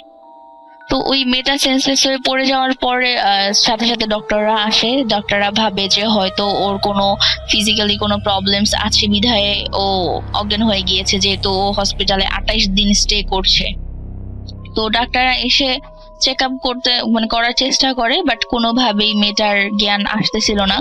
এভাবে ভাইয়া অলমোস্ট 2 থেকে 3 মিনিট হয়ে যায়, ওর জ্ঞান ফিরছে না। হঠাৎ করে ভাইয়া মেয়েটা মানে কি বলে, ওর চোখগুলো খুলে, ইভেন সাথে সাথে ওর চোখের মনি, সাদা অংশ যেটাকে বলে, সেই অংশটা ভাইয়া সম্পূর্ণ লাল হয়ে থাকে। সম্পূর্ণ ওর সাদা অংশ লাল হয়ে থাকে। ওর চোখগুলো এত বড় হয়ে যায় যে মনে হচ্ছিল ওর চোখ থেকে এখনই ব্লাড চলে আসবে। তো এরকম হয়ে যায় ওর চোখের অবস্থা। আর ও ভাইয়া মুখে কোনো শব্দ করতে পারছিল না। ও শুধু ওর গলাটাকে খুব জোরে জোরে কি বলে, প্রেসার ক্রিয়েট করে গলাটাকে ম্যাসাজ করলে আমরা যেরকম করি ওইভাবে ডুলতেছিল। আর ভাইয়া আমি বুঝাতে পারছি না, মাছ যখন পানি থেকে উঠানোর পর একটা মাছ যেভাবে ছটফট করে, এই মেয়েটা সেম ওয়েতে ছটফট করতেছিল। চোখগুলো থেকে মনে হচ্ছে রক্ত পড়বে, মুখ দিয়ে ও কোনো কথা বলতে পারতেছিল না, আর ওর গলাটা কন্টিনিউয়াসলি খুব জোরে জোরে ডলতেছিল। আর ভাইয়া ওর বুকের ভিতরে খুব জোরে জোরে থাপ্পড় দিচ্ছিল। তো এটা দেখে ওয়ার্ডের সবাই অনেকটা ভয় পেয়ে যায়। তো ওই মেয়েটার মা তখন বলে, আন্টি বলে যে ওকে কেউ পানি দাও। তো পাশের বেডের আরেকটা আপু, তার কাছে তখন ভাইয়া 2 লিটার একটা পানির বোতল, সম্পূর্ণ বোতলটাই ভরা ছিল, ওই মেয়েটাকে দেয়। ভাইয়া আমি জানি না বিলিভ করবেন কিনা, সর্বোচ্চ 3 থেকে 4 সেকেন্ডের ভিতরে মেবি হবে, 4 সেকেন্ডের বেশি হবে না, হাইস্ট গেলে হয়তো 5 সেকেন্ড হতে পারে, এর ভিতরে মেয়ে ভাইয়া 2 লিটার পানি শেষ করে ফেলছে। আর পানিটাকে ও এত স্পিডে খাইছে ভাইয়া যে ওর শ্বাসের টানের কারণে পানির বোতলটা পুরো দুমড়ায় মুচড়ে গেছিল। ও এত স্পিডে ভাইয়া পানিটা টানছিল। তো ওই পানির বোতলটা যখন শেষ হয়ে যায় তখন ওই মেয়েটা পানির বোতল ফেলে দিয়ে ও ইশারায় আবারও পানি দেওয়ার কথা বলে। তো ওর মাও বলে যে হ্যাঁ ওকে আবার পানি দাও। দেন ভাইয়া ওকে আবারও 2 লিটার পানি দেওয়া হয়। ও তখনও ভাইয়া সর্বোচ্চ 5 সেকেন্ডের ভিতরে সে 2 লিটার পানি শেষ করে পুরো বোতলটাকে দুমড়ায় মুচড়ায় ফেলে সে আবারও পানি চায়।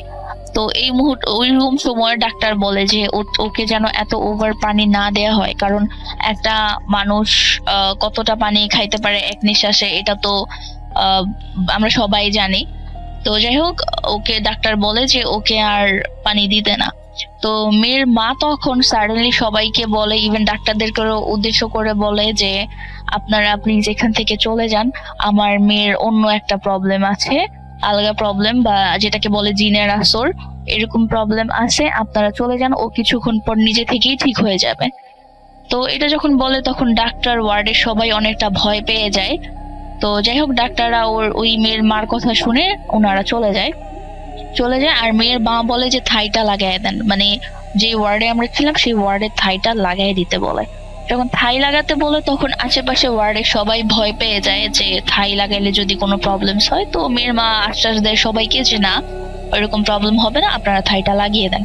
তখন থাই লাগাই দেওয়ার পরে ভাইয়া মেয়ে প্রায় 6 থেকে 7 মিনিট পরে ওইভাবেই শুয়ে থাকে আর ওইভাবেই ছটফট করে। দেন ভাইয়া 6-7 মিনিট পর ভাইয়া সুস্থ হয়ে যায়, ওর কোনো ট্রিটমেন্ট কোনো কিছু লাগে না, ওর সুস্থ হয়ে ওর মতন বেডে যেয়ে কিছুক্ষণ রেস্ট নেয়। রেস্ট নেওয়ার পরে ভাইয়া দেখি ও হঠাৎ করে কাপড় টাপড় গুছাচ্ছে, ও চলে যাবে এখান থেকে।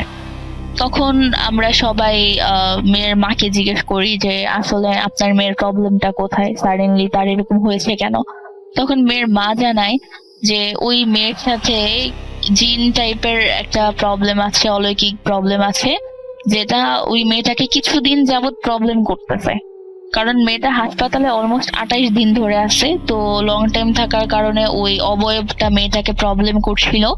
আর যেহেতু মেয়েটা ওর মাকে রেখে হাসপাতাল থেকে বের হচ্ছিল না, সেজন্য সেই অবয়বটা আশেপাশের বেডের যারা ছিল, ওয়ার্ডের আশেপাশে বেডে যে পেশেন্ট ছিল অথবা যারা গার্ডিয়ান ছিল, তাদের মধ্যে কিছু কিছু মানুষকে ওই অবয়বটা প্রবলেম করছিল, যেন এই মেয়েটা যেভাবেই হোক মানে এই হসপিটাল থেকে বেরিয়ে চলে যায়। তো ভাইয়া এই অবয়বটি মূলত এই মেয়েটাকে এখান থেকে নিয়ে যাওয়ার জন্যই ও আশেপাশের মানুষগুলোর সাথে এভাবে প্রবলেম করছিল।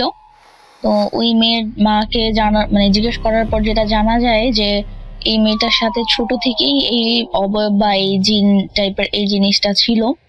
আর এটা যখনই এই মেয়েটা কোথাও খুব বেশি লং টাইম স্টে করে বাড়ি ছাড়া, বাড়ির বাহিরে, তখনই এই অবয়বটি বিভিন্ন ধরনের প্রবলেম করতে থাকে।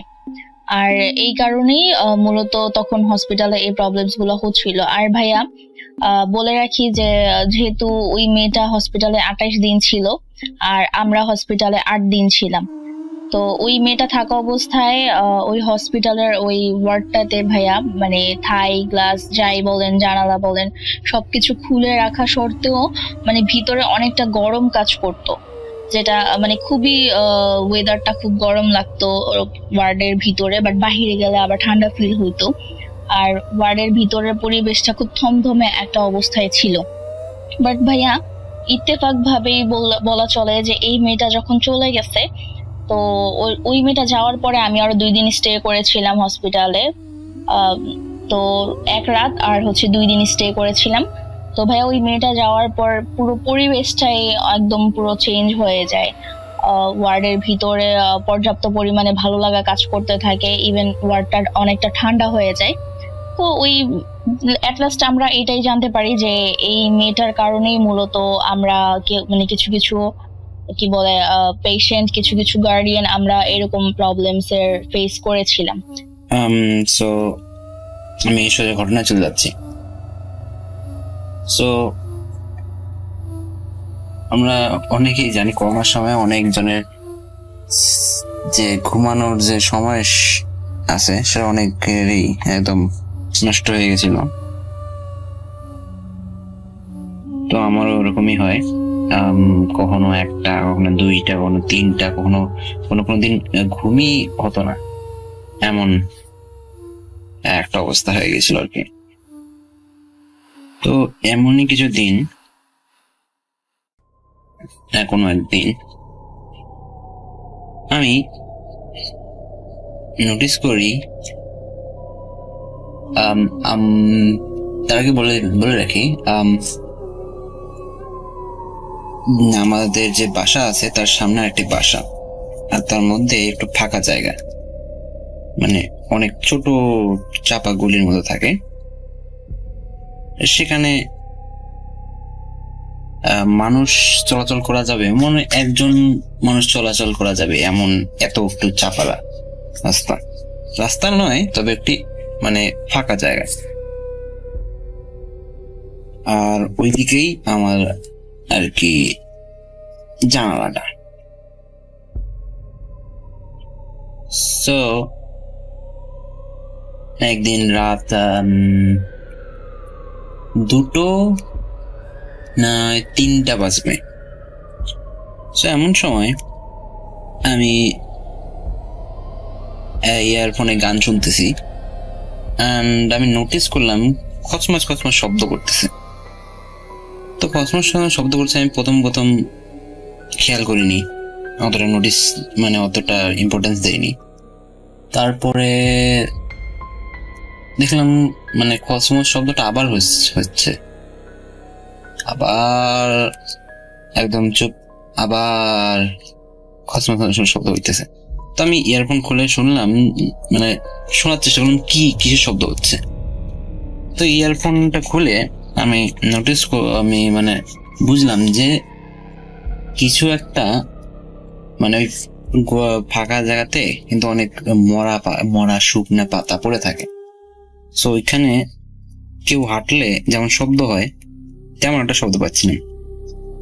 তো রাসেল ভাই, এটা কিন্তু আনকমন না, মানে ওই দিক দিয়ে সচরাচরই আপনার বিড়াল, তারপরে ফাঁকা জায়গাতে ঢুকার জায়গা আছে। তো আমাদের পাশের বাড়ির ছাগল, তারপরে কখনো কখনো কিছু হিন্দু মহিলা আসতেন,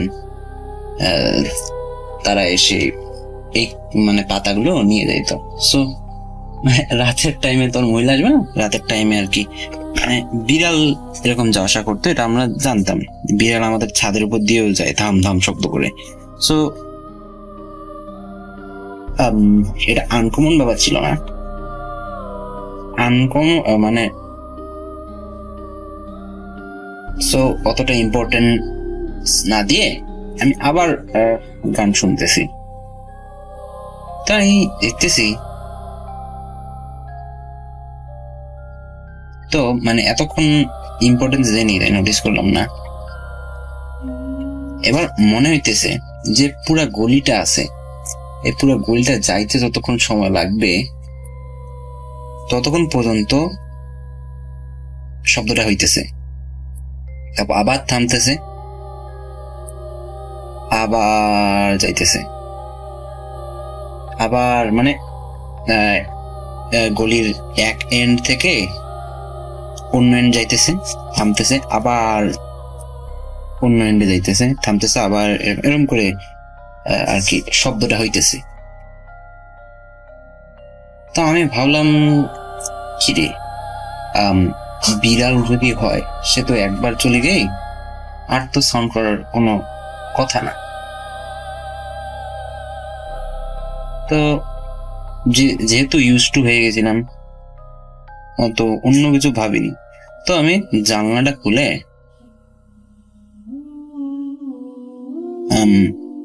দেখার চেষ্টা করলাম যে কি জিনিসটা, কি মোবাইলের ফ্ল্যাশ লাইট অন করে দেখার চেষ্টা করতেছি যে কি বাইরে, কি এটা।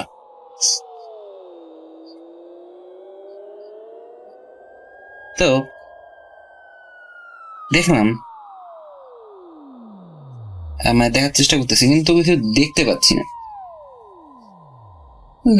না। তো আমি বললাম আচ্ছা হোক, থাক, কি হয় হোক, ওটা তো আর দেখা যাচ্ছে না, এখন আমি কি আর করতে পারি।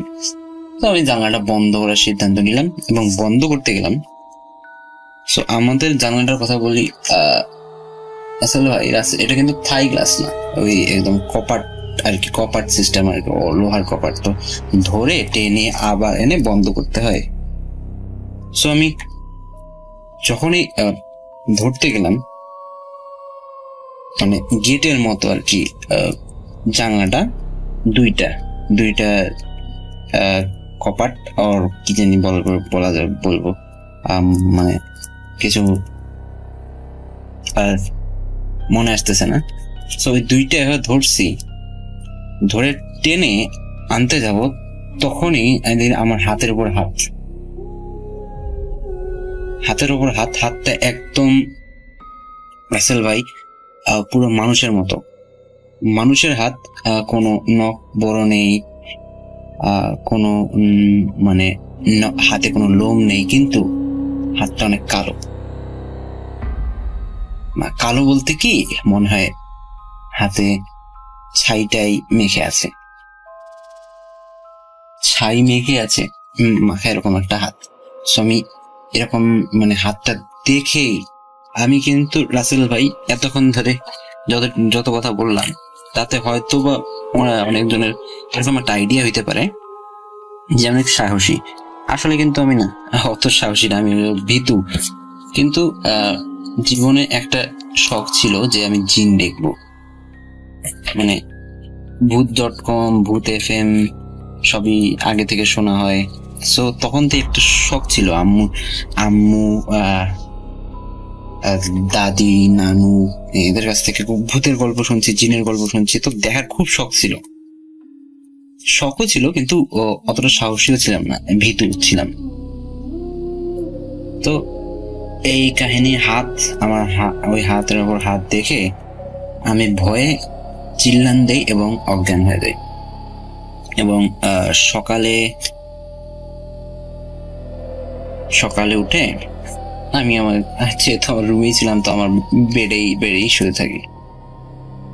আর বেড থেকে উঠে আম্মু এসে জিজ্ঞেস করলো, কিরে তোর কি হয়েছিল রাতে, চিল্লাইলি কেন, আসে দেখি তুই অজ্ঞান হয়ে পড়ে আছিস। তখন আম্মুকে এই ঘটনা বলি, আম্মুকে বলি যে এই এরকম কাহিনী। আম্মু বলে, কই আমরা তো কোনো শব্দ শুনিনি। একটা জিনিস বলে থাকা, মানে যে অ্যালিওয়েটার কথা বলছিলাম, যে গলিটার কথা বলছিলাম রাসেল ভাই, ওইটা কিন্তু আমাদের যে আমার আম্মু আব্বুর যে রুম আছে ওই রুম পর্যন্ত যায়, ওই রুমের জানলা পর্যন্ত ওই মানে গলিটা, ছোট গলিটা যায়। তো আম্মু বলতেছে যে আমরা তো কোনো শব্দ শুনিনি। তো আমি যেহেতু ভীতু, তো আমি আমার নিজের মনের বলে ভেবে নিয়েছিলাম। তো রাতে সকাল নাস্তা খেয়ে দুপুরে ভাত টাত খেয়ে বিকালের দিক যখন আম্মু একটু টিভি দেখতেছিল, তখন আম্মুকে আমি যে প্রশ্ন করি যে আম্মু সত্যি করে বলো তো, তুমি কি সত্যি কোনো মানে শোনো নাই, সত্যি শোনো নাই যে কেউ দিক দিয়ে হাঁটা যাচ্ছে, মানে শুকনা পাতার উপর যে হেঁটে যাওয়ার কোনো শব্দ শোনো নাই? আমি বলতেছে না। তারপর আম্মু বলতেছে যে তবে একটা জিনিস আছে, যে আম্মু বলতেছে যে একটা জিনিস আমি প্রত্যেক দিন রাত 2টা 2:30 এরকম টাইম হবে, এরকম টাইমে আমি মানে আমাদের রুমে একটা গন্ধ আসে, যেটা হচ্ছে মরিচ পোড়া, শুকনা মরিচ পুরানোর গন্ধ, তারপরে শুকনা মরিচ, শুটকি, এগুলো কেউ একসাথে পুড়তেছে এরকম একটা গন্ধ তাদের রুমে আসে। এবং এই গন্ধটা মা বাবা দুইজনই শুনতে পারে, মানে আজকে দুইজন গন্ধটা পায়। প্রায় 17-18 বছর আগে আমি একটি মেয়েকে খুব ভালোবাসতাম, তাকে আমি বিয়েও করতে চেয়েছিলাম, কিন্তু আমার পরিবার সেই সম্পর্কটা মেনে নিতে চায়নি। অনেক মাস এই বিয়ে নিয়ে ঝামেলা চলছিল। আমি চেষ্টা করছিলাম ওই মেয়েকে যেভাবেই হোক বিয়ে করার, কিন্তু আমার মা বাবা কিছুতেই রাজি ছিলেন না। তারা চাচ্ছিলেন না আমার বাবার ভাতিজির সাথে বিয়ে দিতে। আমি যখন দেখলাম আমার পরিবারের কেউ কিছুতেই আমাদের সম্পর্ক মেনে নিতে রাজি নয়, তখন আমি আমার পছন্দের সেই মেয়েকে সাথে নিয়ে আদালতে গিয়ে কোর্ট ম্যারেজ করে ফেললাম। তার বাবা মা এই দুনিয়ায় ছিলেন না, সে তার মামার সাথে থাকতো আর আমার অফিসেই কাজ করত। আমি আদালতে গিয়ে বিয়ে করলাম এবং তাকে সাথে করে বাড়িতে ফিরলাম। আমার কথা শুনে আপনারা বুঝতেই পারছেন আমার বাড়িতে কি কাণ্ড ঘটতে যাচ্ছে। আমার মা বাবা আর বোনটা এমন আচরণ শুরু করলো যা আপনারা কেউ ভাবতেও পারবেন না। কেউ গলায় ফাঁস দিয়ে আত্মহত্যা করার নাটক করছিল, কেউ বিষ খাওয়ার নাটক করছিল। আমি বুঝতে পারছিলাম না এই পরিস্থিতি আমি কিভাবে সামলাবো। আমি আব্বুকে কিছু কথা বলার জন্য তাকে তার রুমে নিয়ে গেলাম। রুমে গিয়ে আব্বুকে সব বুঝিয়ে বললাম। আব্বু আমার কথা শুনে চুপ করে রইলেন, আর হয়তো বুঝতে পারলেন আমি সত্যি আমার স্ত্রীকে অনেক ভালোবাসি। আব্বু আমার কাঁধে হাত দিয়ে আমাকে আশ্বস্ত করলেন। আমার এই মুশকিলের সময় আব্বুর সাথে মিলে আমি আমার মা আর বোনদের একটু সামলানোর চেষ্টা করলাম, আর সবাইকে নিজ নিজ ঘরে পাঠিয়ে দিলাম। কিন্তু আমি জানতাম এখানেই সবকিছু শেষ হবে না, বরং সামনে সমস্যা আরো বাড়বে। বাস্তবেও তাই হলো। আমার বোনেরা আর মা আমার স্ত্রীর পেছনে লেগে গেল। সকালে, দুপুরে, সন্ধ্যায় কোনো সুযোগই তারা হাতছাড়া করছিল না আমার স্ত্রীকে ছোট করার। নানা বাহানায় তাকে কষ্ট দিতে লাগলো। তাদের এই আচরণে আমি একটা ব্যাপার মাথায় ঠিক করে ফেললাম এবং পরিবারকে জানিয়েও দিলাম। আমি বললাম, যদি আপনারা আমার স্ত্রীর সঙ্গে খুশি খুশি থাকতে না পারেন আর এভাবেই তাকে কষ্ট দিতে থাকেন, তাহলে আমি আলাদা বাড়ি নেব। এই বাড়িতে আমার স্ত্রীর জায়গা না হলে আমিও থাকতে চাই না।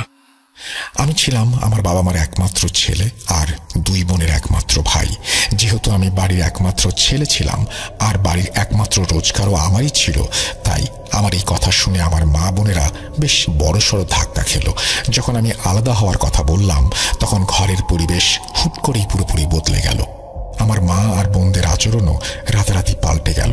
মা আমাকে বলতে লাগলেন, বাবা তুমি চিন্তা করো না, আমরা সবাই একসাথে মিলেমিশে থাকবো, তোমাকে কোথাও যেতে হবে না।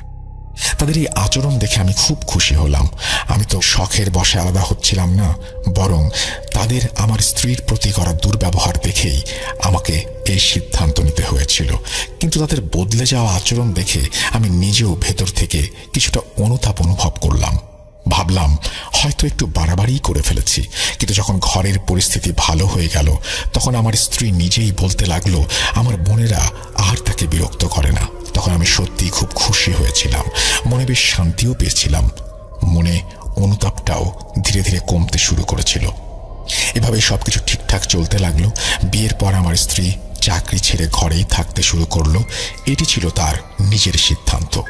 একদিন আমি অফিস থেকে রাতে বাসায় ফিরে আসি। বাসায় ফিরে এসে দেখি আমার স্ত্রী বিছানায় বসে আছে আর আমাকে দেখে মুচকি হাসছে। হাসি হাসি মুখে সে আমার দিকে টেবিলে রাখা একটা কাঁচের বাটি এগিয়ে দিল। বাটি খুলে দেখি সেখানে আমার সব থেকে পছন্দের মিষ্টি রাখা। আমি আমার স্ত্রীর দিকে তাকালাম, কারণ আমি কিছুই বুঝতে পারছিলাম না।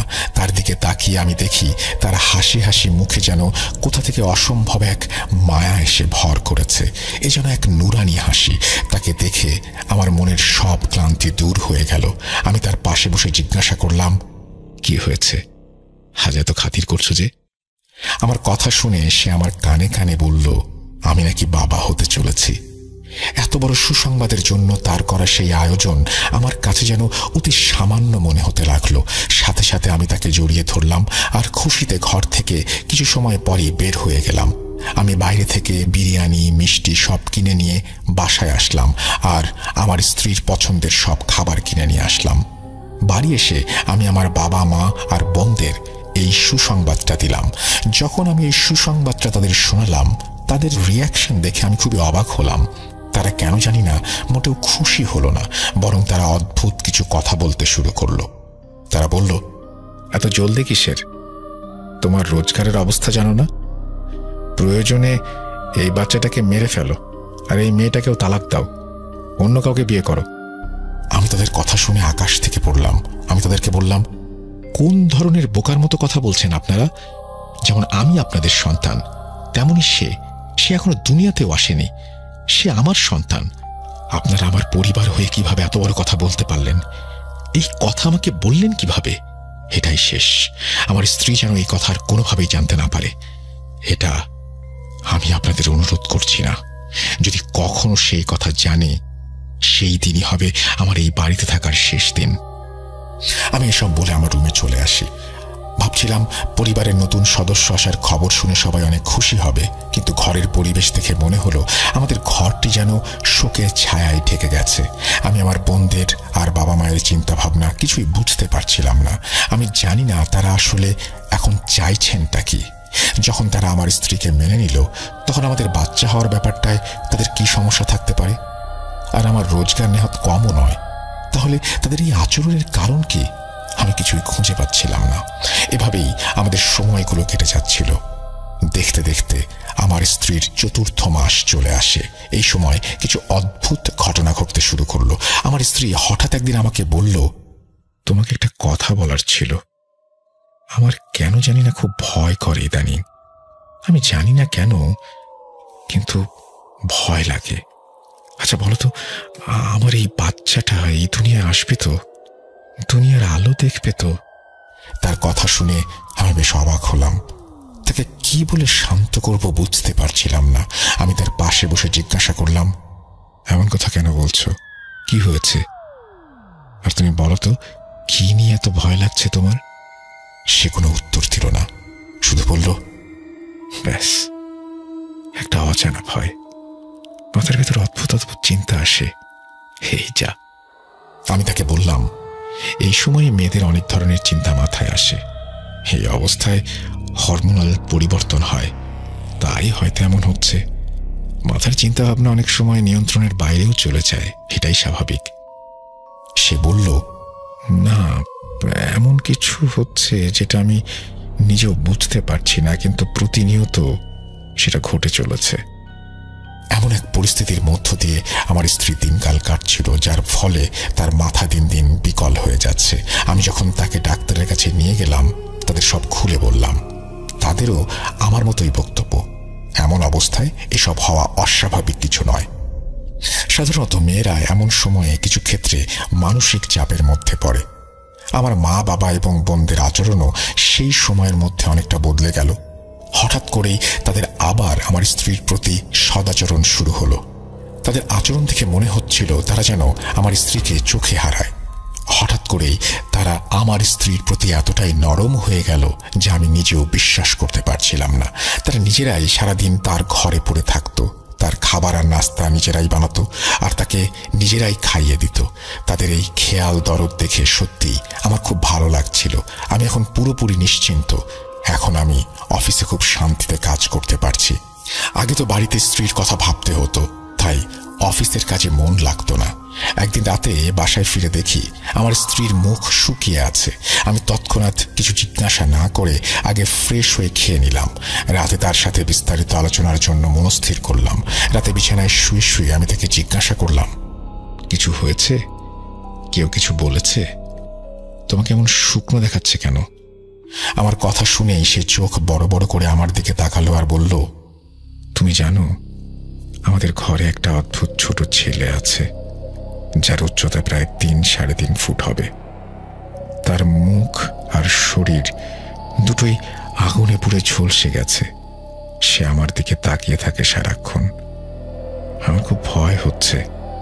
আমি হাসতে হাসতে স্ত্রীকে বললাম, তুমি কি সব নাটকের গল্প বলছো বলো তো?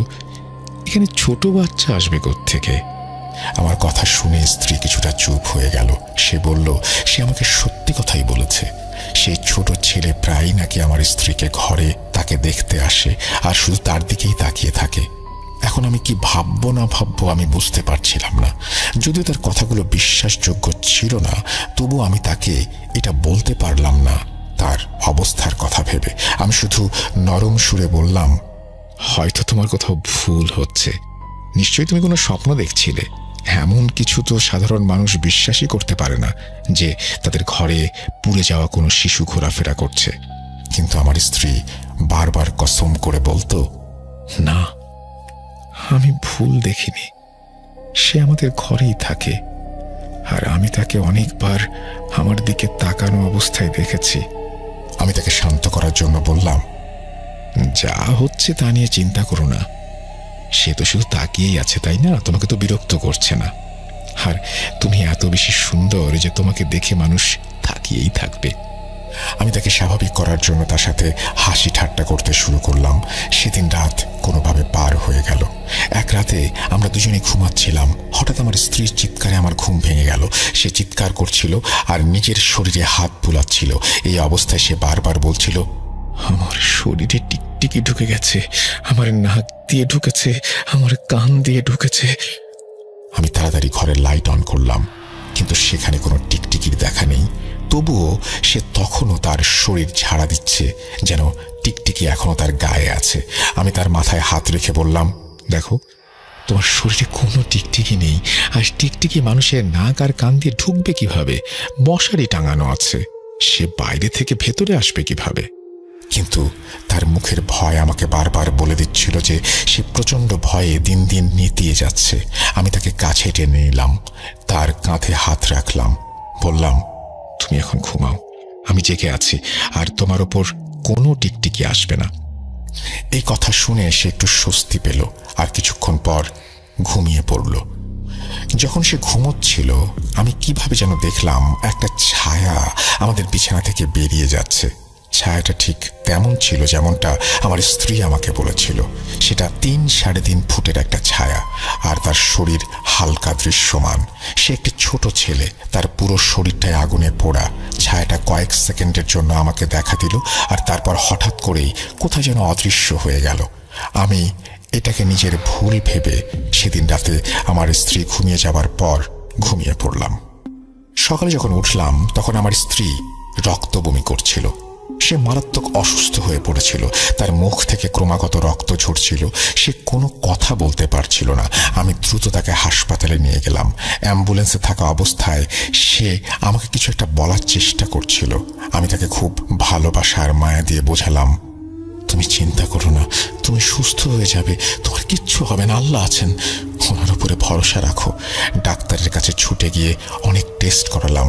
ডাক্তার কিছু ওষুধ দিল আর জানালো আমার স্ত্রী আর বাচ্চা দুজনেই সুস্থ আছে, আলহামদুলিল্লাহ। ওষুধের কারণে তার বমি বন্ধ হয়ে গেল, কিন্তু সে অনেক বেশি দুর্বল হয়ে গেছে। বাবা মা আর বোনরাও এত চিন্তিত হয়েছিল যে আমি নিজেই নিজেকে মনে মনে বলছিলাম, দেখো আমার স্ত্রীর জন্য আমার পরিবার কতটা চিন্তিত, আমার মা বোনেরা কতটা খেয়াল রাখছে আমার স্ত্রীর। কিছুদিন হাসপাতালে ভর্তি ছিল আমার স্ত্রী। আমি এখানে ছোট করে একটা তথ্য দিতে চাই। আমার স্ত্রীর নাম মায়রা। একদিন মায়রা আমাকে খুব দুঃখের সঙ্গে বলল, মনে হচ্ছে আমি আর বেশি দিন তোমাদের সাথে থাকতে পারবো না। আমাদের মাঝে কেউ আছে যে আমাদের আলাদা করার চেষ্টা করছে। যদি আমি তোমার কাছে একটা কথা বলি, তোমার খারাপ লাগবে না তো? আমি বললাম, না, একদম না, যা বলবে বলো। মায়েরা বলল, আমার মনে হচ্ছে তোমার মা বড় বোন আমার উপর জাদু করাচ্ছে। আমি তার কথা বিশ্বাসই করতে পারছিলাম না। আমি বললাম, কি বলছো মায়েরা? এটা কিভাবে সম্ভব? এখন পরিস্থিতি আর আগের মতো নেই। আমার মা আমাকে খুব ভালোবাসেন, সে আমার সাথে এমনটা করতে পারেন না। আর আমার বোনেরা তোমার কত খেয়াল রাখছে তুমি দেখতে পাচ্ছ না? মায়ের ভাষ্য মতে আমি বাবার ভাতিজিকে বিয়ে করার জন্যই নাকি আমার মা মায়ের উপর জাদু করেছে। আমি মা বাবাকে জানিয়ে দিয়েছিলাম আমি মায়েরাকে ছাড়া অন্য কাউকে বিয়ে করতে চাই না। এটা আমার স্পষ্ট সিদ্ধান্ত। আমি জিজ্ঞাসা করেছিলাম, তুমি কেন এমন ভাবছো? কি হয়েছে? আমাকে খুলে বলো। আমার স্ত্রী যে ঘটনাটি বলল সেটা শুনে আমি পুরোপুরি হতবাক হয়ে গেলাম, কিন্তু পরিস্থিতির কারণে আমাকে এটা মেনে নিতে হয়েছে। এরপর আমার স্ত্রী আমাকে বলতে লাগলো, একদিন দুপুরে উঠে মায়েরা দেখলো আমার বড় বোন তার বালিশ সেলাই করছে। যখন আমার স্ত্রী জিজ্ঞেস করলো আমার বোন এখানে বালিশ নিয়ে কি করছে, সে বলল, আরে কিছু না মায়েরা, তোমার বালিশ ফেটে গিয়েছিল তাই আমি সেলাই করে দিচ্ছি। এই কথা বলে আমার বড় বোন সব বালিশ একসাথে মিশিয়ে ফেললো যেন মায়েরা ওই বালিশটার খুঁজে না পায়। আমি মায়েরাকে বললাম, তাদের আচরণে আমার এমন কিছু মনে হচ্ছে না, কিন্তু আল্লাহ জানেন তাদের মাথায় আসলে কি চলছে। আমি মায়েরাকে চিন্তা করতে নিষেধ করলাম আর বললাম আমি নিজে তাদের সাথে এ ব্যাপারে খোলামেলা কথা বলবো। পরে যখন আমি আমার মা বোনদের এ ব্যাপারে জিজ্ঞাসা করলাম, তারা আমার ওপর চড়াও হয়ে গেল। আমি দেখলাম তারা দুপুরের জন্য রান্না করছে। আমি তাদের স্বাভাবিক করার জন্য জিজ্ঞাসা করলাম দুপুরে তারা কি খাবার রান্না করছে। তারা উত্তর দেওয়ার বদলে আমাকে কটাক্ষ করতে লাগলো। আমার মা বললেন, কি হয়েছে বাবা, তোমার স্ত্রীর এখন আমাদের বানানো খাবারও পছন্দ হচ্ছে না নাকি? আরো কিছু বলতে চায়, আমাদের অপমান করতে চায়? জাদুকর তো বানিয়েই দিয়েছে, আর কিছু চাইলেও সে বানাতে পারে, আমার আপত্তি নেই। তার সেবা করতে করতে ক্লান্ত হয়ে গেছি, আর সেই নবাবজির মুখে আমাদের বানানো খাবারটাও দেখি আর রোচে না। আমার মাকে বললাম ডাক্তার বলেছে মায়েরাকে ডায়েট দিতে, তাই আমি শুধু জিজ্ঞেস করছিলাম। এখন আমার ভয় হচ্ছে যদি তারা নারাজ হয়ে যায় তাহলে মায়েরার দুপুরের খাবারটাও না আবার বন্ধ হয়ে যায়। আমি ভাবলাম একজন কাজের মহিলা রেখে দেই, যে মায়েরার জন্য আলাদা খাবার তৈরি করবে, তার খেয়াল রাখবে। কিন্তু আমি আমার মাকে কাজের মহিলা রাখার আসল কারণটা বললাম না। আমি বললাম কাজের লোক রাখার কারণ তেমন কিছু না, সে মায়েরার টুকটাক কাজ করবে, এই আর কি। কিছুদিন পর বাড়িতে এসে শুনি আমার বোনেরা মায়েরার সাথে মারাত্মক বাজে ব্যবহার করেছে। সে বেচারি তাদের কিছুই বলেনি, নিজের রুমে বসে চোখের পানি ফেলছিল। সে আমার কাছেও কোনো অভিযোগ করেনি। আমি জেনেছি কাজের মহিলার কাছ থেকে। আমি আমার বোনদের কড়া ভাষায় সবকিছু জবাব দিলাম। আমার অবস্থা দেখে আমার বাবাও তাদের উপর চড়াও হলেন। এখন আমার এক পা অফিসে আর অন্য পা ঘরে, এই অবস্থায় দিন যাচ্ছে। আমাকে কখনো কখনো অফিস কামাই পর্যন্ত করতে হতো, কেননা বাড়ি থেকে বাবার ফোন আসতো, মায়েরা অসুস্থ হয়ে পড়তো আর তাকে নিয়ে ডাক্তারের কাছে ছুটতে হতো। একদিন আমি প্রতিদিনের মতো অফিসে কাজ করছিলাম, হঠাৎ আমার স্ত্রীর ফোন এলো। তার কথা শুনে মনে হচ্ছিল সে খুব ভয় পাচ্ছে। সে আমাকে বলল, তাড়াতাড়ি বাসায় এসো, আমাকে বাঁচাও, নইলে আমি কিছুক্ষণের মধ্যেই মারা যাব। আমি বাইক চালিয়ে দ্রুত ঘরে পৌঁছালাম। আল্লাহ জানে কি হয়েছে, যখন আমি ঘরে ঢুকলাম সে এসে আমার সাথে লেপ্টে গেল আর বলল, আজ আমি ঘুমাচ্ছিলাম, তখন সেই ছেলে যার শরীর পুরো পুড়ে গেছে, সে আমার গলা চেপে ধরেছিল। আমি সাথে সাথে তার গলার দিকে তাকিয়ে দেখলাম সত্যিই সেখানে দাগ ছিল, তার গলার উপর আঙুলের দাগ স্পষ্ট। আমি আমার বোনদের ডেকে বললাম, এসব কিভাবে হলো? তারা বলল, আমাদের ঘরে নাকি তারা কেউ আসেনি। তখন আমি তাদের জিজ্ঞাসা করলাম, তাহলে মায়েরার গলায় দাগ কিভাবে এলো? আমার বোন আস্তে আস্তে আমার কানে কানে বলল, ভাই, হয়তো নিজে নিজেই হাত দিয়ে করেছে, যাতে তোমার অ্যাটেনশন পায়। আমার বোন হওয়া সত্ত্বেও আমি তাকে সজোরে চড় মারলাম এবং তাকে ঘর থেকে বের করে দিলাম। আমার স্ত্রী তখনও ভয়ে জুবুথুবু হয়েছিল। আমি তাকে ঘরে নিয়ে গেলাম। আমার স্ত্রীর অসহায়ত্ব অশ্রু সজল হয়ে তার চোখ থেকে গড়িয়ে পড়তে শুরু করলো। আমি ভাবলাম, কি হতো যদি আজ তার মা বাবা বেঁচে থাকতেন, তাহলে সে কত আনন্দে এই 9 মাস কাটাতে পারত, এই অসহ্য যন্ত্রণা থেকে মুক্তি পেত। এই অবস্থায় একজন মানুষ আদৌ কি পারে এত যন্ত্রণা সহ্য করতে? আমি তার দিকে অশ্রুসিক্ত চোখে তাকিয়ে বললাম, যদি তুমি চাও, আমি তোমাকে তোমার মামার বাড়িতে রেখে আসতে পারি, সেখানে তুমি ভালো থাকবে। সে না বলে দিল। সেখানে তার মামি নাকি খুব কঠোর, তাকে একদিনও থাকতে দেবে না। আগেই তাকে তাড়াবার জন্য নিত্য নতুন পায়তারা করত। আমি আফসোস করতে লাগলাম। পরদিন অফিস থেকে বাসায় ফিরলে মায়েরা আমাকে তড়িঘড়ি করে ধরে নিয়ে গেল তার রুমে, দরজা বন্ধ করে দিল। সে বলতে লাগলো, আজ তোমার বোনকে হাতে নাতে ধরে ফেলেছি, এটা দেখো, সে আমার বালিশের মধ্যে তাবিজ ঢুকাচ্ছিল। যখন আমি সেই তাবিজগুলো দেখলাম, তখন তাদের ওপর অদ্ভুত কিছু লেখা ছিল। কোথাও ছিল অঙ্কে লেখা কিছু নম্বর, কোথাও ছোট একটা পেঁচা বানানো ছিল, আর কোথাও এমন কিছু শব্দ ছিল যা আমি বুঝতে পারছিলাম না। আমি তাকে জিজ্ঞাসা করলাম, আমার কোন বোন এটা করেছে? সে বলল, আমার বড় বোন। আমার বড় বোন আসলেই খুব চালাক। ছোট থেকেই তার আচরণ ছিল খুবই উগ্র, এই জন্য তার বিবাহিত জীবনও বেশি দিন টেকেনি। সে এমন একটা মেয়ে যার বিয়ের আগেও আচরণ খুব খারাপ ছিল। আমি আগে থেকেই চেষ্টা করতাম তাকে এড়িয়ে চলার, কারণ তার কাছে নেতিবাচকতা ছাড়া আর কিছুই ছিল না। আমি তাকে ডেকে জিজ্ঞাসা করলাম এই তাবিজগুলো সে রেখেছে কিনা। তখন সে আমার সাথে ঝগড়া শুরু করে দিল এবং বলল, আমি কেন তার উপর মিথ্যা অভিযোগ দিচ্ছি। আমার স্ত্রী আমাকে উস্কানোর জন্যই নাকি এসব বলছে। সে নিজেই কাগজে পোকামাকড় এঁকে নাকি এসব করেছে এবং বোনের উপর দোষ চাপাচ্ছে। সে বলল, তোমার বউ তো পাগল হয়ে গেছে, তুমিও কি পাগল হয়ে গেছো? আমরা ওর উপর তাবিজ করবো কেন? সে এসব আমার স্ত্রীর সামনেই বলছিল। সাধারণত নির্যাতিত মানুষ কথা বলে না, কিন্তু তাদের অভিশাপ আল্লাহর কাছে পৌঁছে যায় ঠিকই। একদিন আমি অফিসে ছিলাম, মায়ের 7ম মাস চলছিল। অফিসে কাজ করছি এমন সময় আমার মায়ের ফোন এলো। তিনি দ্রুত আমাকে বাড়িতে আসার জন্য বললেন, কারণ মায়ের অবস্থা নাকি খুব খারাপ। যখন আমি বাড়িতে পৌঁছালাম, দেখলাম মায়েরা আমার দিকে ফ্যাল ফ্যাল করে তাকিয়ে আছে আর তার চোখ দিয়ে অশ্রু গড়িয়ে পড়ছে। তার সত্যি খুব খারাপ অবস্থা ছিল সেদিন। সে চিৎকার করছিল। আমি দ্রুত অ্যাম্বুলেন্স ডাকলাম এবং তাকে হাসপাতালে নিয়ে যাওয়ার জন্য রওনা দিলাম। আমি অ্যাম্বুলেন্সে তার পাশেই বসেছিলাম। তার মুখে অক্সিজেন মাস্ক লাগানো ছিল। সে অর্ধ বেহুশ অবস্থায় ছিল। সে মুখ থেকে মাস্ক সরিয়ে মৃদুস্বরে বলল, শাহেদ, তোমার পরিবারের লোকজন আমার সাথে যা করেছে তার জন্য আমি আল্লাহর কাছে বিচার দিলাম। আমি জানি এটাই আমার তোমাকে বলা শেষ কথা। আমি মরতে মরতেও তোমার সামনে থাকতে চাই, তোমার সাথে কথা বলতে চাই। অনেক স্বপ্ন ছিল আমার তোমাকে নিয়ে, আমার পেটের বাচ্চাটাকে নিয়ে। তোমার পরিবারের লোকেরা আমার জান নিল, এতে আমার দুঃখ নেই, কিন্তু আমার পেটের বাচ্চাটার কি দোষ ছিল বলতে পারো?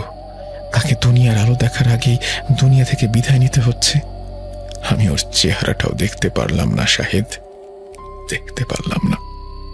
এই বলে সে প্রচন্ড জোরে চিৎকার করে কাঁদতে লাগলো আর ধীরে ধীরে নিস্তেজ হয়ে পড়ল আমার চোখের সামনেই। আমার অশ্রু থামার নামই নিচ্ছিল না। আমি শুধু চিৎকার করছিলাম আর বলছিলাম, মায়েরা একবার চোখ খোলো, একবার। এভাবে আমাকে একা রেখে যেও না, আমি তোমাকে কোথাও যেতে দেব না। তুমি সব সময় আমার সাথেই থাকবে, আমাদের বাচ্চাকে নিয়েই। তুমি দ্রুত সুস্থ হয়ে যাও মায়েরা, আর আমাদের বাচ্চাকে নিয়ে দূরে কোথাও চলে যাব আমরা। তার চোখ অল্প অল্প খুলল আর মুখে ছিল এক অদ্ভুত হাসি, যা আমি প্রথমবার তার মা হবার সংবাদ পাওয়ার সময় দেখেছিলাম। সেই হাসি হাসি মুখটা নিয়েই সে দুনিয়া থেকে বিদায় নিল। হাসপাতালে পৌঁছানোর পর তাকে আইসিইউতে নিয়ে যাওয়া হলো। কিছুক্ষণ পর ডাক্তার এসে আমার কাঁধে হাত রেখে বললেন, দুঃখিত, আপনার স্ত্রীকে বাঁচাতে পারেনি। আপনার বাচ্চা আপনার স্ত্রীর পেটে আরো 2 দিন আগেই মারা গিয়েছে। সেখান থেকেই বিষ আপনার স্ত্রীর শরীরে ছড়িয়ে পড়েছে, যার ফলে তিনিও। হ্যাঁ, আমার মায়েরা আমার সন্তানের সাথেই দুনিয়া ত্যাগ করে চলে গেল। পরের 6 মাস আমি খুবই অসহ্য যন্ত্রণায় কাটালাম। মায়েরা কেন মারা গেল আমি জানি না। মা আর বোনদেরই সন্দেহ হচ্ছিল, হয়তো মায়েরাই ঠিক ছিল। তারাই হয়তো মায়েরার উপর জাদু করিয়েছে, যার ফলে আজ আমার সন্তান, আমার মায়েরা আমাকে রেখে না ফেরার দেশে চলে গেছে। কিন্তু আমার কাছে তো কোনো প্রমাণ নেই। আমি কাকে কি বলবো, কাকে ধরবো? এসব ভেবেই আমি এই ব্যাপারটা মাথা থেকে ঝেড়ে ফেললাম। আমি 6 মাস আমার ঘর থেকে বের হইনি। শুধু বিছানায় মায়েরা যে জায়গায় শুয়ে থাকতো, যে বালিশে মাথা দিত, সেখানে হাত বুলাতাম। তাকে স্বপ্নে দেখতাম। সে আমাকে বলতো, শাহেদ, এভাবে কি জীবন চলবে? আমি নেই তো কি হয়েছে? তুমি আমার জন্য নিজের জীবনে অগ্রসর হও, এতেই আমার খুশি। এ সময় আমি দেখতাম আমার স্ত্রীর পাশে ছোট্ট এক পরীর মতো মেয়ে তার হাত ধরে দাঁড়িয়ে আছে। হয়তো সে আমারই মেয়ে। আমার চাকরিটা চলে গেল। মা বোনেরা ভেতরে এসে খাবার রেখে যেত। আমি শুধু বাঁচার জন্য সামান্য খাবার মুখে তুলতাম। একদিন সন্ধ্যায় আমি মাগরিবের নামাজ পড়ে শুয়েছিলাম। আমার ছোট বোন আমার কাছে এসে বলল, ভাই, আমি তোমাকে কিছু বলতে চাই। আমার এই বোনটা ছিল খুবই ভালো। ও মায়ের খুব যত্নও করত, তাকে যথেষ্ট সম্মান করত। আমার এই বোন যে কথা আমাকে বলতে শুরু করলো, আমি শুধু মনে মনে ভাবছিলাম, কেন এই কথা শুনতে শুনতে আমার মৃত্যু হলো না? আমি পাগলের মতো চিৎকার করতে লাগলাম।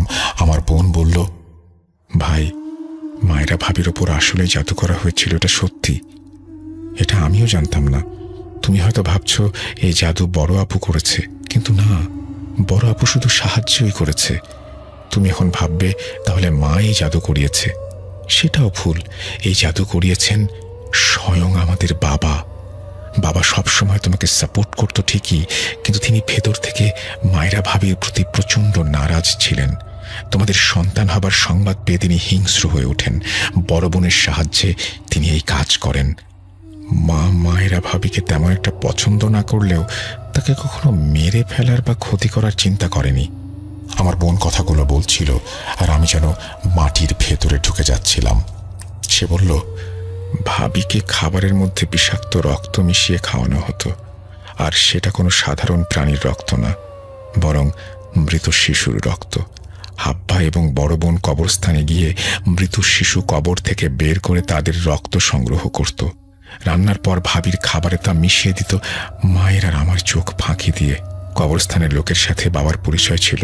নতুন কোনো শিশু মারা গেলেই সে ফোন করে বাবাকে সব জানিয়ে দিত, আর তারা রাতের অন্ধকারে কবরস্থানে গিয়ে চুপচাপ সেই শিশুর কাছ থেকে রক্ত নিয়ে আসতো। তারপর তাদেরকে সেই কবরস্থানের লোকেদের সাথে গতকাল কথা বলতে দেখেছি। গতকালই আমি কবরস্থানে সেই লোকটিকে টাকার লোভ দেখিয়ে তার কাছ থেকে সব জানতে পারি। বিশ্বাস করো ভাই, আমি যদি আগে জানতে পারতাম কিছুতে এসব হতে দিতাম না। আমাকে ক্ষমা করে দিও, আমি তোমার স্ত্রী সন্তানকে বাঁচাতে পারলাম না। আমি শুধু রাগে ফুঁসছিলাম আর ভাবছিলাম আমার জন্মদাতা বাবা এত নিচে কিভাবে নামতে পারে। আমি আমার বোনকে জিজ্ঞেস করলাম কাকে দিয়ে এই কাজ করানো হয়েছে। সে বলল সবকিছুই এক কবিরাজের দ্বারা করানো হয়েছে, যার ঠিকানা কবরস্থানের ওই লোক দিয়েছিল। সেই কবিরাজ আমাদের বাড়ি থেকে কিছুটা দূরে এক জায়গায় বসে। আমি তৎক্ষণাৎ সেই কবিরাজের কাছে গেলাম এবং তার উপর চাপ সৃষ্টি করতে শুরু করলাম। এক পর্যায়ে আমি তার উপর হাত তুলতে উদ্ধত হই। প্রথমে সে স্বীকার করতে চাইছিল না, কিন্তু যখন চাপ বেড়ে গেল তখন সে সবকিছু স্বীকার করলো। বলল, আমার কোনো দোষ নেই, আমি নিজেও তাকে মানা করেছিলাম এই জাদু করতে, সে শোনেনি, আমাকে টাকার লোভ দেখায়। এই কাজ করতে তোমার বাবা আমাকে অনেক টাকা দিয়েছেন, আমাকে মাফ করো। আমি বুঝতে পারছিলাম না সেই সময় আমার রক্তচাপ কতটা বেড়ে গিয়েছিল, কারণ আমার মাথার রগ ব্যথায় ফেটে যাচ্ছিল। যখন আমি বাড়িতে ফিরলাম তখন আমার বাবা আমার সামনে দাঁড়িয়েছিল। সে জানতো যে আমি সবকিছু জেনে গিয়েছি। আমি তার সামনে গিয়ে দাঁড়ালাম আর বললাম, তুমি কি আমার স্ত্রীকে মেরেছ? তোমাকে উত্তর দিতে হবে না, আমি সব জেনে গিয়েছি। বাবা, আজ থেকে তুমি আমার জন্য মরে গেছো। বাবা জন্য আমি তোমার কোনো ক্ষতি করতে পারবো না, কিন্তু কসম করে বলছি যদি এটা অন্য কেউ হতো এতক্ষণ জীবিত থাকতে পারতো না। এরপর শুধু আমি নিজের জিনিসপত্রগুলো নিলাম আর সেই বাড়ি থেকে বেরিয়ে গেলাম। কিছু সময় চেষ্টা করার পর আমি ইংল্যান্ড চলে গেলাম। আমি ইংল্যান্ডে আছি প্রায় 15 বছর হয়ে গেছে। এরপর আমি বাড়ির লোকদের সঙ্গে আর কোনো যোগাযোগ রাখিনি। শুধু আমার ছোট বোনের সাথে আমার যোগাযোগ আছে। তাকে আমি সেই অসুস্থ মানুষগুলোর সাথে রাখতে চাইনি, তাই তাকেও আমি ইংল্যান্ডে আমার কাছে নিয়ে আসি। আমি জানি না আমার বাবা জীবিত আছেন কি মরে গেছেন। সত্যি কথা বলতে কি, আমার এসবে কিছু যায় আসে না। আমি তাদের নিয়ে চিন্তাও করি না। আমার স্ত্রী ও সন্তানের সাথে তারা যা করেছে তার জন্য আমি কখনই তাদের মাফ করতে পারবো না। আমি নিজে আল্লাহর কাছে দোয়া করব যেন তারা সবাই জাহান্নামের আগুনে জ্বলে। একজন মানুষ এত নিচে কিভাবে নামতে পারে? আমরা সাধারণত শয়তানকে খারাপ বলে থাকি, কিন্তু যখন একজন মানুষ মনুষ্যত্ব বিসর্জন দেয় তখন সে শয়তানের থেকেও অনেক বেশি খারাপ এবং হিংস্র হয়ে যায়। 95% ক্ষেত্রে এই জাদু টোনা শুধু মহিলাদের জন্যই হয়, কিন্তু বাকি 5%-এর নাম উজ্জ্বল করেছেন আমার নিজের বাবা। আপনাদের সবার কাছে একটা অনুরোধ, আল্লাহর ওয়াস্তে এমন কোনো কাজ কেউ কখনো করবেন না। আমাদের কোনো পীর ফকিরের কাছে যাওয়ার দরকার নেই। যদি আমাদের ভাগ্যে কিছু লেখা থাকে আল্লাহ আমাদের সেটা নিজে থেকেই দেবেন। আমাদের দোয়া করার জন্য বা পাওয়ার জন্য কোনো পীর ফকিরের ওপর নির্ভর করতে হবে না।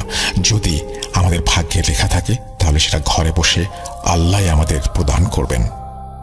এটাই ছিল আমার জীবনের একটি দুঃখজনক কাহিনী। যদি একজন ব্যক্তিও জাদু করার চিন্তা করে থাকেন আর এই ঘটনা শুনে সেই রাস্তা থেকে ফিরে আসেন, এই ঘটনা থেকে শিক্ষা নেন, তাহলেই আমার ঘটনা শেয়ার করা সার্থক হবে। আর যদি কেউ ভুল কিছু করার পরিকল্পনা করেন তাহলে এখনই পিছিয়ে পড়ুন। আমি মায়েরা চলে যাবার পর আর বিয়ে করিনি।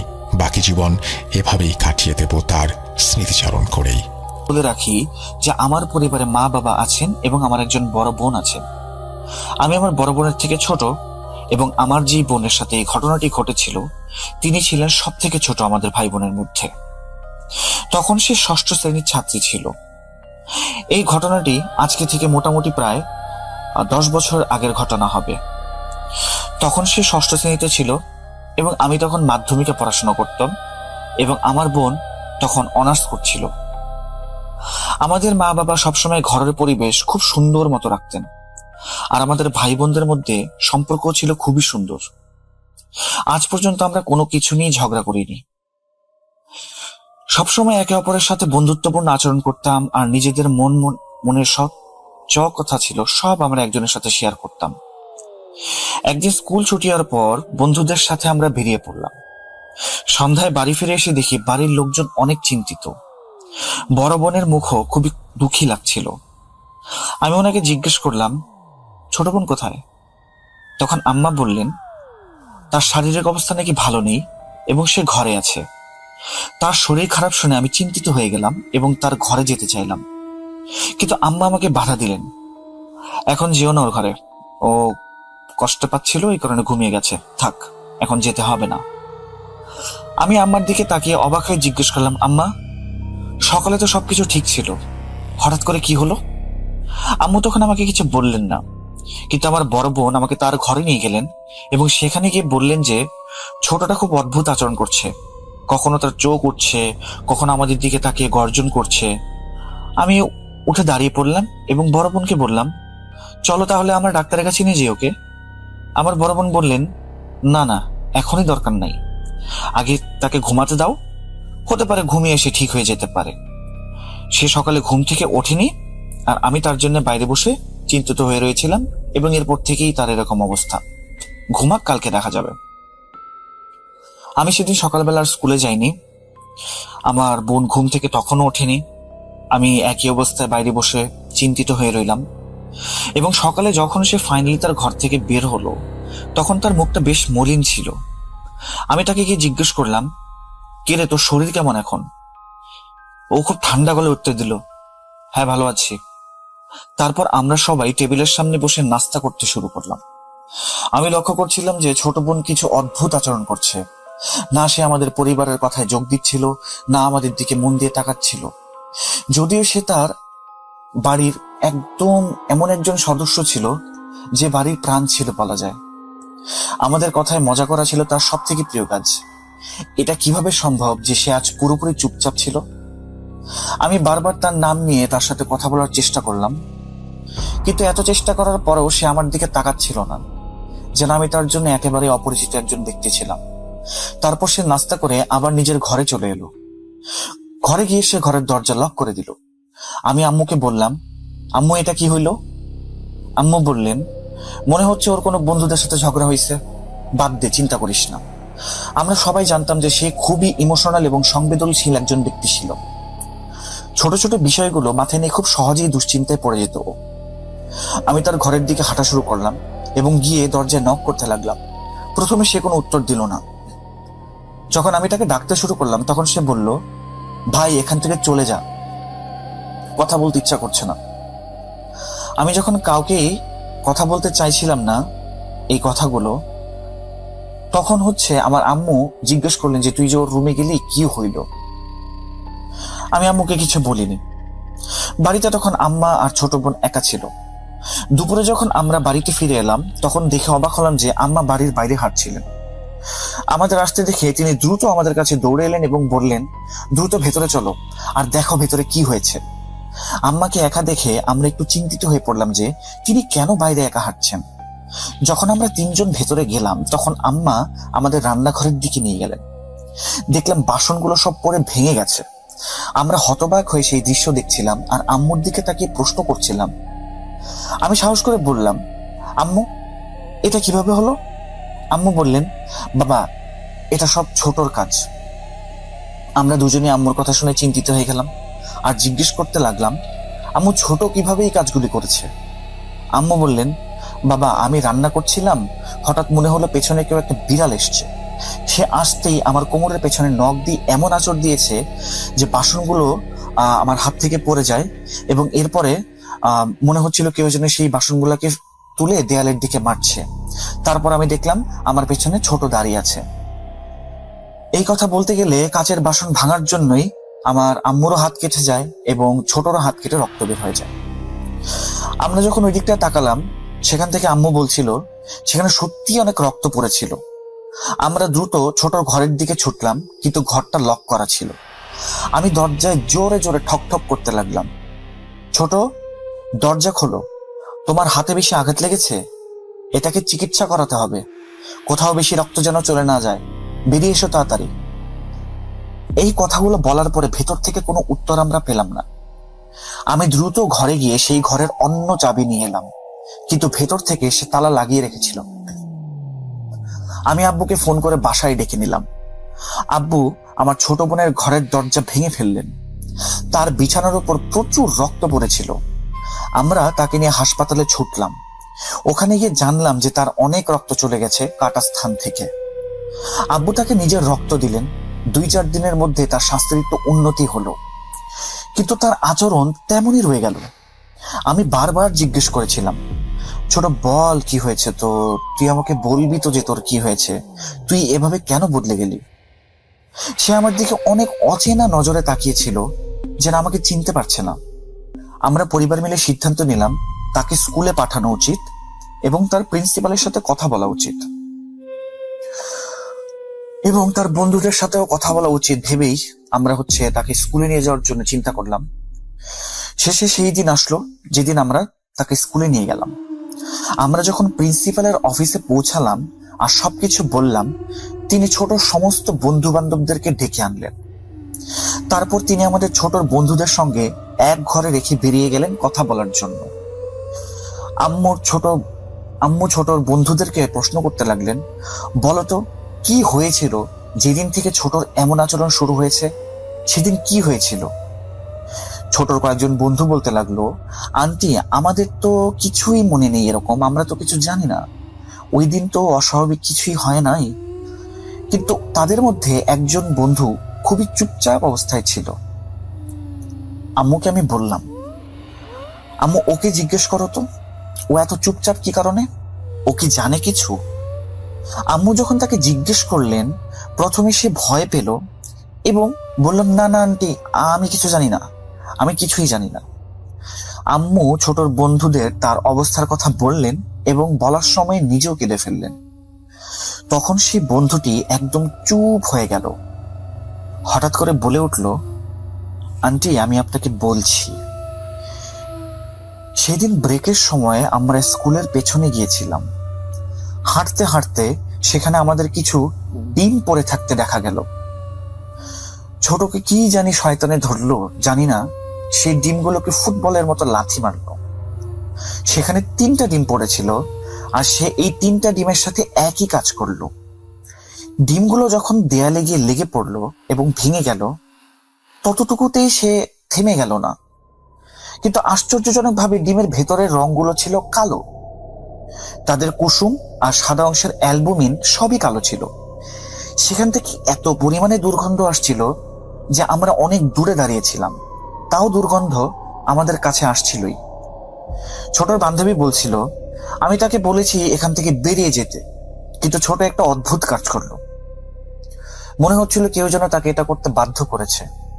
ছোট ডিমগুলোর দিকে এগিয়ে গেল এবং আঙ্গুল দিয়ে ডিমগুলো খেতে শুরু করলো। তারপর সে কয়েক সেকেন্ডের জন্য অজ্ঞান হয়ে পড়েছিল।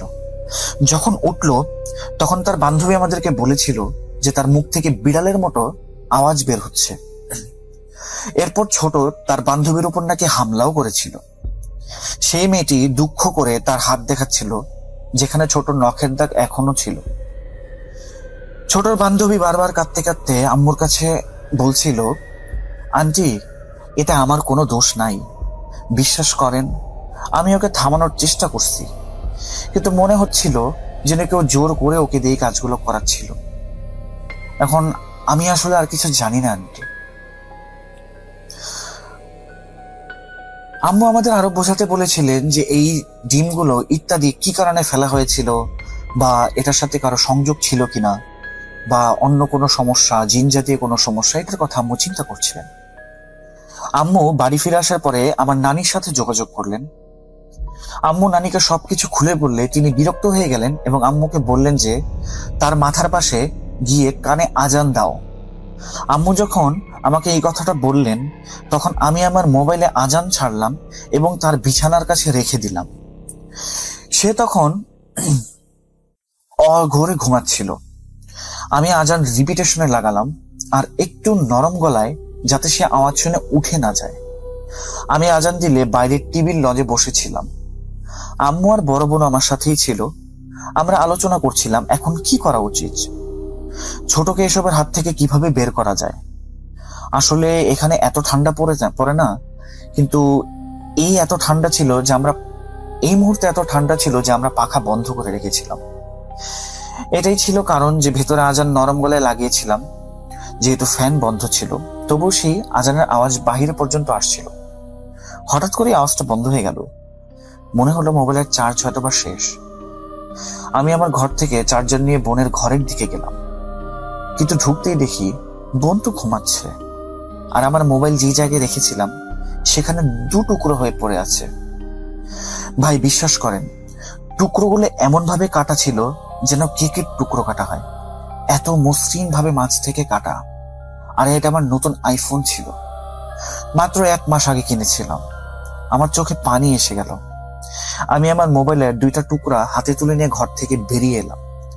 ওই মোবাইলের টুকরোগুলো আম্মুর হাতে দিয়ে দিলাম।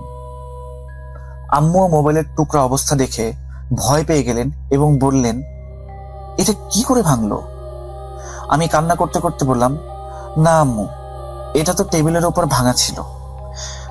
এখন এটা কে ভাঙলো আমরা জানি না, কিন্তু এটা ছোট কাজ নয়। মনে হচ্ছিল যেন কাউকে এই জিনিসটা কাটতে বাধ্য করা হয়েছে বা এই জিনিসটা কেউ কেটেছে। মানুষের হাত যদি ভাঙে তাহলে এত পরিষ্কার ভাবে মাছ থেকে ভাঙতে পারে না, বা মানুষের হাত দিয়ে যদি কাটা হয় কোনো কিছু দিয়ে এত ক্লিন ভাবে কাটবে না। আধা ঘন্টা আগে যখন আমি আজান দিতে মোবাইলটা রেখেছিলাম, ছোট তো ঘরে ঘুমিয়েছিল, যেভাবে ঘুমাচ্ছিল এখনো সেভাবেই ঘুমাচ্ছে। তাহলে ও যদি ঘুম থেকে না উঠে থাকে তাহলে এই কাজ কে করলো? আম্মু আর আমার বড় বোন আমাকে সান্ত্বনা দিলেন, বললেন যে চিন্তা করিস না, আব্বুর কাছে বললেই তোমার জন্য নতুন ফোন কিনে আনা হবে। এই মোবাইল ভেঙে যাওয়ার পর আমাদের সামনে সবচেয়ে বড় সমস্যা ছিল যে আমাদের বোনের সাথে কিছু অদ্ভুত জিনিস আরো হচ্ছিল, যা আসলে এক্সপ্লেন করার মতো ছিল না। তখন আমরা চারপাশের লোকজনের কাছে এই বিষয়ে কিছু জানার চেষ্টা করলাম। আম্মু তার বন্ধুদের এবং আত্মীয়দের কাছ থেকে এই ব্যাপারে জিজ্ঞেস করতে লাগলেন। তখন কেউ বলতো বিভিন্ন ধরনের ওয়াজিফা পড়তে, আবার কেউ বলতো কোনো হুজুরকে দেখাতে, কেউ বলতো আয়াতুল কুরসি পরে মাথায় ফু দিতে। বিভিন্ন ধরনের কথাই বলা হতো। প্রথম ওয়াজিফাটা ছিল 4টা কুল এবং আয়াতুল কুরসি। মা সেটা দিনে 3 বার পড়তেন, ফজরের নামাজের পরে এবং আসরের নামাজের পরে। এরপরে ঈশার নামাজের পর এটা দিনে 3 বার পরে বোনের উপরে দম করতেন। প্রথম দিন মা এটা পরে বোনের উপর দম করে দিলেন এবং দ্বিতীয় দিন রাতের কথা, আমরা সবাই সেদিন ঘুমাচ্ছিলাম রাতে। হঠাৎ করে একটা চিৎকার আমাদের ঘুম ভেঙে দিল। শুনতে পেলাম যে চিৎকারগুলো মার ঘর থেকে আসছে। আমি আর আমার বড় বোন দৌড়ে আম্মুর ঘরে চলে গেলাম। যখন দরজা খুললাম তখন আম্মু খুব খারাপ অবস্থায় ছিলেন, চিৎকার করছিলেন আর আব্বু তাকে শান্ত করার চেষ্টা করছিলেন। আম্মুর মুখ থেকে একটা কথাই বের হচ্ছিল, ও আমাকে মারবে, ও আমাকে মারবেই। আমরা গিয়ে আম্মার পাশে বসে তাকে সান্ত্বনা দিতে লাগলাম। কিছুক্ষণ পর আম্মার জ্ঞান ফিরলে তিনি বললেন যে তিনি একটা খুব ভয়ানক স্বপ্ন দেখেছেন, যেখানে একটা খুবই বিপজ্জনক প্রাণী এসে তাকে ভয় দেখিয়েছে এবং এটা বলেছে যে যদি তুমি কিছু পড়ো, তোমার মেয়ের উপরে পড়ে দম করো, তাহলে তোমার 3টি সন্তানের প্রাণী হারাবে। আম্মু বলছিলেন যে তিনি ছোটর ঘরের বাইরে দাঁড়িয়েছিলেন আর আমাদের বাইরে থেকে দেখছিলেন। কিছুক্ষণ আমাদের দিকে তাকিয়ে থাকার পর তার মুখে একটা অদ্ভুত হাসি চলে এলো। তারপর তিনি ফিরে নিজের ঘরে চলে গেলেন। আব্বু আম্মুকে কঠিন ভাবে বললেন যে আর কিছু পড়ার দরকার নাই, মনে হচ্ছে সঠিক চিকিৎসা করাতে হবে।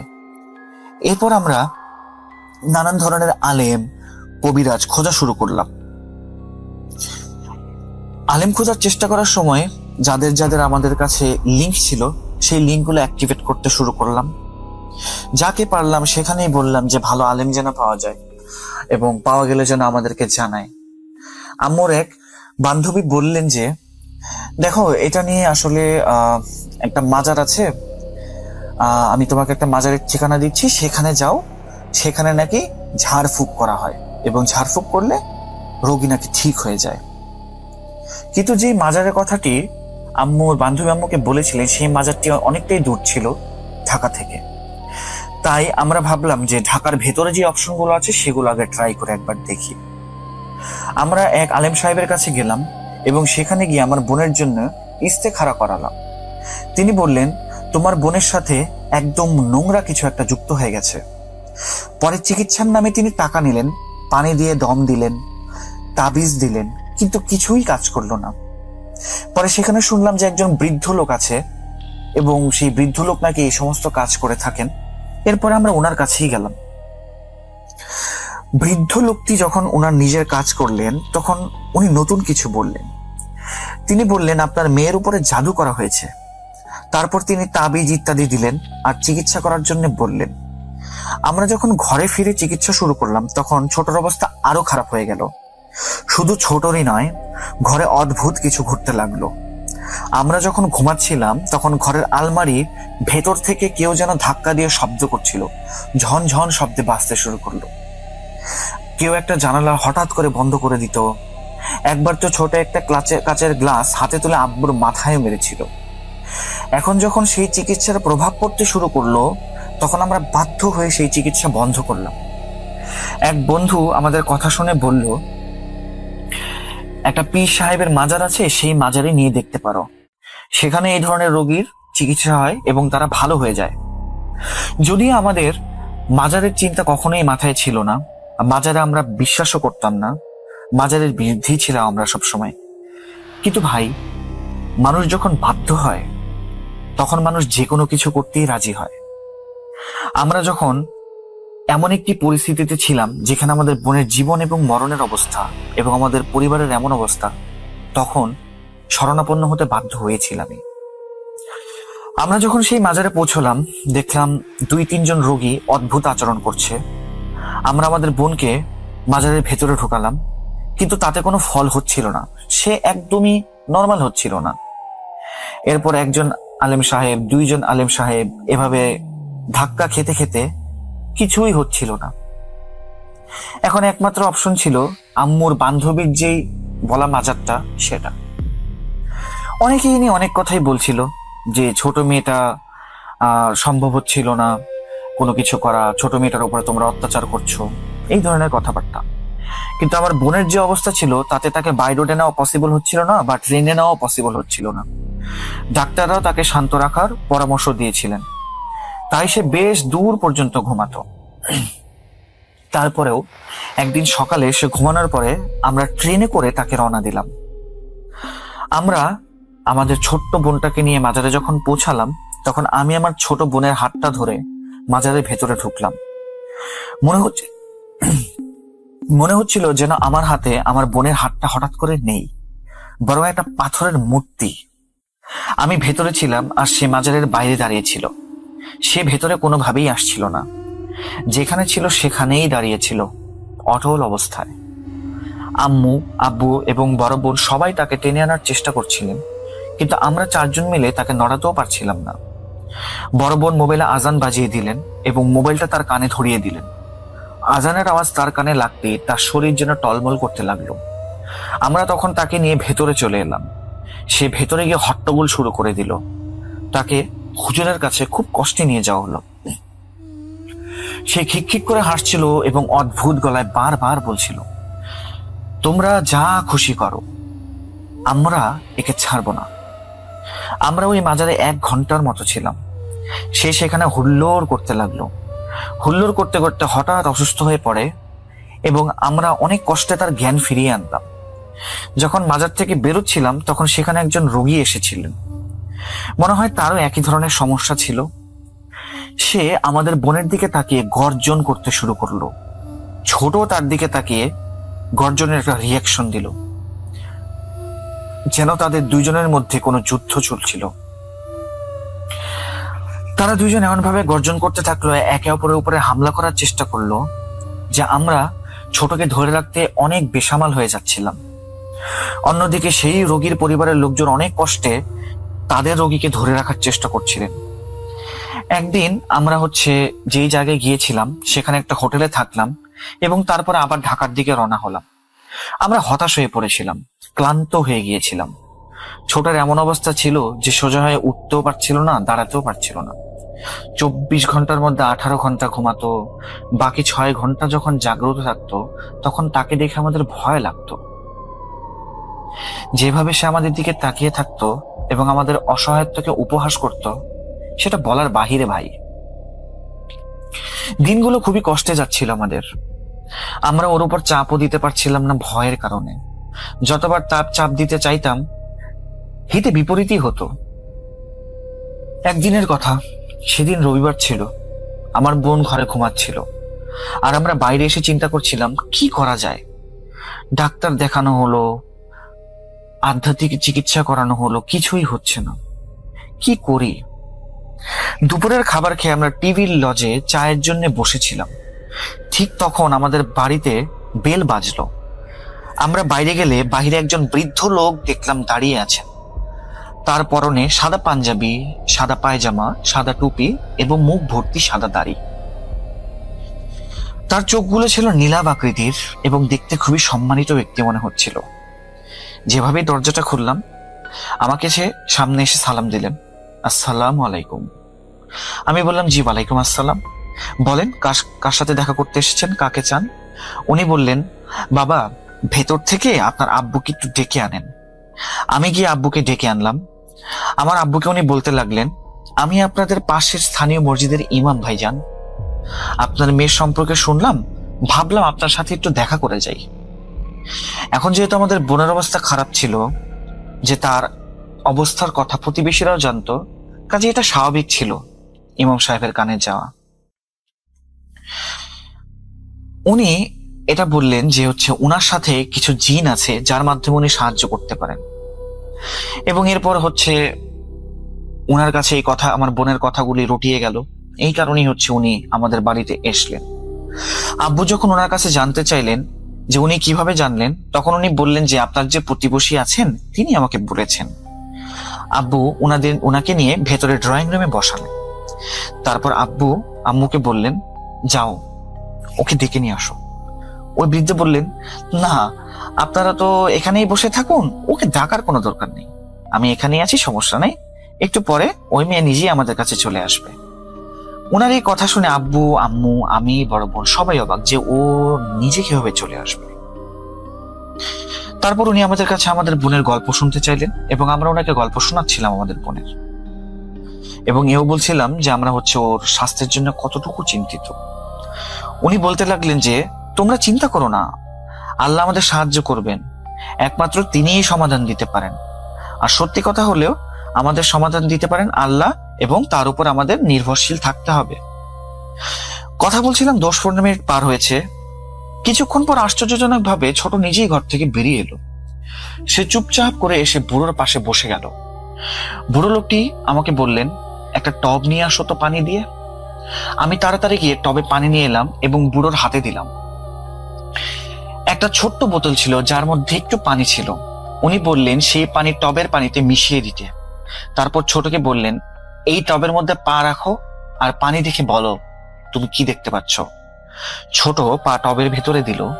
কিছুক্ষণ পর সে পানি দেখছিল আর বলছিল, আমার কিছুই দেখা যাচ্ছে না। কিন্তু হঠাৎ করেই সে দেখলো সেখানে কিছু ডিম ভেঙে গেছে আর একটা কালো বিড়াল এসে বসে আছে, আর সেটা নাকি তাকে দেখছে। তখন ছোট ভয় পেয়ে পেছনের দিকে সরে গেল এবং বিড়ালটা নাকি তার উপরে হামলা করতে আসছিল। এরপরই ছোটর উপরে জিনের হাজির হয়ে গেল এবং সে ছোট ছোট চোখগুলি বড় বড় করে হুজুর দিকে তাকাতে লাগলো। হুজুর ছোটর দিকে দেখে বললেন, তুই তার উপরে কেন এসেছিস বল। সে সামনে থেকে কিছু বলছিল না, শুধু ঘুরে ঘুরে তাকাচ্ছিল আর মুখ থেকে বিড়ালের মতো গড় গড় শব্দ বের করছিল। বুড়ো হুজুর বললেন, তুই মনে রাখিস এটা কিন্তু আমার এলাকা, আর এখানের লোকজন বর্তমানে কিন্তু আমারই আছে। আর তুই আমাকে বল তুই এখানে কি চাস। তুই কিন্তু এমন শাস্তি পাবি যে তুই কিন্তু জাহান্নামে পৌঁছবি। সামনে থেকে আমার বোন কোনো উত্তর দিচ্ছিল না, শুধু একটা বিড়ালের মতো গর্জন করছিল। বুড়ো হুজুর এবার এমন ভাবে হাত উঠালো যেন আমার বোনের গলা টিপে ধরেছে কেউ। আমার বোন কষ্ট পেতে লাগলো। সে কষ্ট পেতে পেতে বলছিল, আমি তোকে সব বলবো কিন্তু আমার গলা ছাড়। তখন সেই বুড়ো হাত নামিয়ে নিল। এরপর যেই শয়তান আমাদের বোনের উপরে ছিল সে বলতে শুরু করলো যে ওই ডিমগুলো একটি জাদুকর ঝাড়ফুঁক করে বানিয়েছিল। এই মেয়েটা ওই ডিমগুলোকে লাথি মেরে ওই ডিমগুলোর উপর করা কালো জাদু নিজের উপরে নিয়ে নিয়েছে। তখন বুড়ো হুজুর বললেন, যা কিছুই হয়েছে ভুলে যা, আমি তোকে শুধু বলছি এই মেয়েটার জীবন ছাড় এবং তোর জাদুকরকে গিয়ে আমার ব্যাপারে জানিয়ে দে। জানাতে হবে এমন কিছুই নাই, তুই চলে যা। এখন পর্যন্ত সে জানে না যে আমি কে।